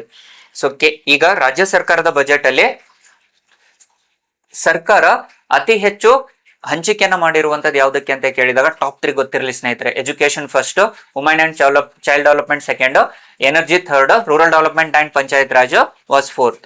So be careful. Next, breakup of States own tax revenue. ಸರ್ಕಾರ ತೆರಿಗೆಗಳ ಪ್ರಮಾಣದಲ್ಲಿ ಅತಿ ಹೆಚ್ಚು ತೆರಿಗೆ ಎಲ್ಲಿಂದ ಸಂಗ್ರಹಣೆ ಮಾಡುತ್ತೆ ಅನ್ನುವಂಥದ್ದನ್ನ ಈ ಚಾರ್ಟ್ ಹೇಳ್ತಾ ಇದೆ. ಸರ್ಕಾರ ಅತಿ ಹೆಚ್ಚಿನ ತನ್ನ ತೆರಿಗೆಯನ್ನ ಸಂಗ್ರಹಣೆ ಮಾಡ್ತಿರುವಂತದ್ದು 57% ತೆರಿಗೆಯನ್ನ ಕಮರ್ಷಿಯಲ್ ಟ್ಯಾಕ್ಸಸ್ ಮೂಲಕ ಅಂತ ಹೇಳ್ತಾ ಇದೆ. ವಾಣಿಜ್ಯ ತೆರಿಗೆಗಳು ಅಂತ ಕರಿತೀವಿ. ಸರಿಸುಮಾರು 1,25,000 ಕೋಟಿ ರೂಪಾಯಿ ಹಣವನ್ನ, ಅದು ಬಜೆಟಿನ ಸರಿಸುಮಾರು 57% ಆದಾಯವನ್ನ ರಾಜ್ಯ ಸರ್ಕಾರ ಕಮರ್ಷಿಯಲ್ ಟ್ಯಾಕ್ಸಸ್ ಇಂದ ತಗೋತಾ ಇದೆ. Second highest contribution was state excise duties 20%. Second 45,000 crore rupees, 45,000 ಕೋಟಿ ಹಣವನ್ನ ಸ್ಟೇಟ್ ಎಕ್ಸೈಸ್ ಡ್ಯೂಟೀಸ್ ಅಂತ ನೋಡ್ತಾ ಇದ್ದೀವಿ. ಸೊ 20% ಹಣ ಗಳಿಕೆ ಮಾಡ್ತಾ ಇದೆ. Third one is 13% stamps and registration 29,000 ಕೋಟಿ, that is 13% of the income. Fourth one is motor vehicle tax 7% tax ಅನ್ನ ಮೋಟಾರ್ ವೆಹಿಕಲ್ಸ್ ಇಂದ ಬರ್ತಾ ಇದೆ. ಅಂಡ್ ಇತರೆಗಳಿಂದ from the others it was 3% tax ಅಂತ ಹೇಳ್ತಾ ಇದೆ. So the highest tax which was collected by the Karnataka state from commercial taxes, that is 57%. Commercial taxes was highest. Second one is state excise duties. Third one is stamps and registration. Fourth one is motor vehicle tax. Fifth one is others. So chronology ಅಲ್ಲಿ ಬಹಳ ಪ್ರಮುಖವಾಗಿ, ಅತಿ ಪ್ರಮುಖವಾಗಿ ಏನೋ ಪ್ರಶ್ನೆಯನ್ನು ಕೇಳ್ತಾರೆ. 100% you will get the questions related to this charts. ಇಲ್ಲಿ ನಾವೇನ್ ಚಾರ್ಟ್ಸ್ ಅನ್ನ ಡಿಸ್ಕಸ್ ಮಾಡಿದೀವೋ ಅವೆಲ್ಲವೂ ನಿಮ್ಗೆ ಮೋಸ್ಟ್ ಇಂಪಾರ್ಟೆಂಟ್ ಆಗುತ್ತೆ. So these are the topics which you need to focus on your competitive exams. So ಇವೆಲ್ಲವೂ ನಿಮ್ಗೆ ಪ್ರಮುಖವಾಗಿರುವಂತ ಅಂಶಗಳು ಅಂತ ನೋಡ್ತೀವಿ. So these are the most important concepts for your competitive exams related to the Karnataka state budget. So ನಾವು already ಹೇಳಿರುವ ಹಾಗೆ Karnataka state budgets ಅಲ್ಲಿ ಏನೆಲ್ಲ ಚರ್ಚೆನ ಮಾಡಿದೀವಿ. ಸೊ ಅಗೈನ್ ನಾವು ಮೊದಲೇ ಹೇಳಿರುವ ಹಾಗೆ, so initially we discussed about the evolution part, second constitutional provisions, 26-27 budget, state of the economy, state finance commission and revised and budgetary estimates annu nodidivi, income and expenditure as well as the taxes component annu nodidivi. And be careful aspirants, ನಾನು ಮೊದಲೇ ಹೇಳಿರುವ ಹಾಗೆ ಸರ್ಕಾರ, ಕರ್ನಾಟಕ ಸರ್ಕಾರ ಜಾರಿಗೆ ತಂದಿರುವಂತ ರಾಜ್ಯದ ಯೋಜನೆಗಳು ಏನಿದಾವೆ ಆ ಯೋಜನೆಗಳನ್ನ ನಮ್ಮ ಪ್ರಜ್ಞಾನ ಇಂಡಿಯಾ ಟೆಲಿಗ್ರಾಮ್ ಚಾನಲ್ ಅಲ್ಲಿ ದಿನಕ್ಕೆ 1 ಅಥವಾ 2 ಯೋಜನೆಗಳ ಬಗ್ಗೆ ಸಂಪೂರ್ಣ ಮಾಹಿತಿಯನ್ನು ಕೊಡುವಂತ ಪ್ರಯತ್ನ ಆಗ್ತಿರುತ್ತೆ. ಸೊ ದಯವಿಟ್ಟು ಟೆಲಿಗ್ರಾಮ್ ಚಾನಲ್ ಅನ್ನ ಫಾಲೋ ಮಾಡಿ to get the more updates on these classes as well as the schemes related topics, current affairs topics ಅದರಲ್ಲಿ ಆಡ್ ಆಗ್ತಿರುತ್ತೆ. So be careful about the Karnataka state budget. So Karnataka state budget ಅಲ್ಲಿ ನಿಮ್ಗೆ ಇಷ್ಟು ಪ್ರಮುಖವಾಗಿ ಗೊತ್ತಿರಲೇಬೇಕು ಸ್ನೇಹಿತರೆ. So ಇಷ್ಟ್ರ ಮೇಲೆನೆ ನಿಮ್ಗೆ ಸರಿಸುಮಾರು ಯಾವುದೇ ರೀತಿಯಾದ ಪ್ರಶ್ನೆಗಳು ಬಂದ್ರು ಇದ್ರ ಮೇಲೆನೆ ಕೇಳುವಂತ ಸಾಧ್ಯತೆ ಇರುತ್ತೆ. ಸೊ ಎಕ್ಸೆಪ್ಟ್ ದ ಸ್ಕೀಮ್ಸ್ ಗಳನ್ನ ನಾವು ಆಲ್ರೆಡಿ ಟೆಲಿಗ್ರಾಮ್ ಅಲ್ಲಿ ಅಪ್ಡೇಟ್ ಮಾಡ್ತೀವಿ ಅಂತ ಹೇಳಿದೀವಿ. ಸೊ ದಿನನಿತ್ಯ ಟೆಲಿಗ್ರಾಮ್ ಅಲ್ಲಿ ಅಪ್ಡೇಟ್ ಆಗುತ್ತೆ ಯೋಜನೆಗಳ ಬಗ್ಗೆ. ಉಳಿದಿರುವಂತ ಎಲ್ಲ ಮಾಹಿತಿಯನ್ನ ಸಂಪೂರ್ಣವಾಗಿ ಚರ್ಚೆ ಮಾಡುವಂತ ಪ್ರಯತ್ನವನ್ನ ಇಲ್ಲಿ ಮಾಡಲಾಗಿದೆ. Hope you understood the topics and hope you satisfied with our Prajnana India YouTube initiatives. So Karnataka budget ಜೊತೆಗೆ ವಿವಿಧ ಇನಿಷಿಯೇಟಿವ್ಸ್ ಅನ್ನ ನಾವು ಜಾರಿಗೆ ತಂದಿದ್ದೀವಿ. ಆಲ್ರೆಡಿ ರೆಕಾರ್ಡೆಡ್ ವಿಡಿಯೋಸ್ ಅನ್ನ ಮಾಡ್ತಾ ಇದ್ವಿ which are relevant for your competitive exam. 100% ಕೇಳುವಂತ ಪ್ರಶ್ನೆಗಳಿಗೆ ಅನುಸಾರವಾಗಿ ವಿಡಿಯೋಸ್ ಅನ್ನ ಮಾಡ್ತಾ ಇದೀವಿ. ಅದೇ ರೀತಿಯಲ್ಲಿ PYQ ಡಿಸ್ಕಷನ್ಸ್ ಅನ್ನ ಮಾಡ್ತಾ ಇದೀವಿ. ಹಲವಾರು ಅಭ್ಯರ್ಥಿಗಳು ನೋಡ್ತಾ ಇದ್ದೀರಿ, ಆದ್ರೆ ಅದನ್ನ ನೀವು ನಿಮ್ಮ ಫ್ರೆಂಡ್ ಸರ್ಕಲ್ ಅಲ್ಲಿ ಶೇರ್ ಮಾಡ್ತಾ ಇಲ್ಲ. ಸೊ ಯಾರೆಲ್ಲ ಇಂಟ್ರೆಸ್ಟೆಡ್ ಇರ್ತಿರೋ ಅಥವಾ ನಿಮ್ಮ ಯಾವುದೇ ಒಂದು ಟಾಪಿಕ್ ನಿಮ್ಗೆ ಅರ್ಥ ಆಗಿತ್ತು ಅಂತಂದ್ರೆ, ಅದು ನಿಮ್ಗೆ ಇಷ್ಟ ಆಗಿತ್ತು ಅಂತಂದ್ರೆ ದಯವಿಟ್ಟು ಅದನ್ನ ಶೇರ್ ಮಾಡಿ, ಲೈಕ್ ಮಾಡಿ, ಹಾಗೂ ಟೆಲಿಗ್ರಾಮ್ ಚಾನಲ್ ಹಾಗೆ ನಮ್ಮ ಯೂಟ್ಯೂಬ್ ಚಾನಲ್ಗೆ ಸಬ್ಸ್ಕ್ರೈಬ್ ಆಗಿ ಅಂತ ಹೇಳ್ತಾ ಇವತ್ತಿನ ಈ ವಿಡಿಯೋನ ಮುಗಿಸ್ತಾ ಇದ್ದೀನಿ ಸ್ನೇಹಿತರೆ. ಧನ್ಯವಾದಗಳು.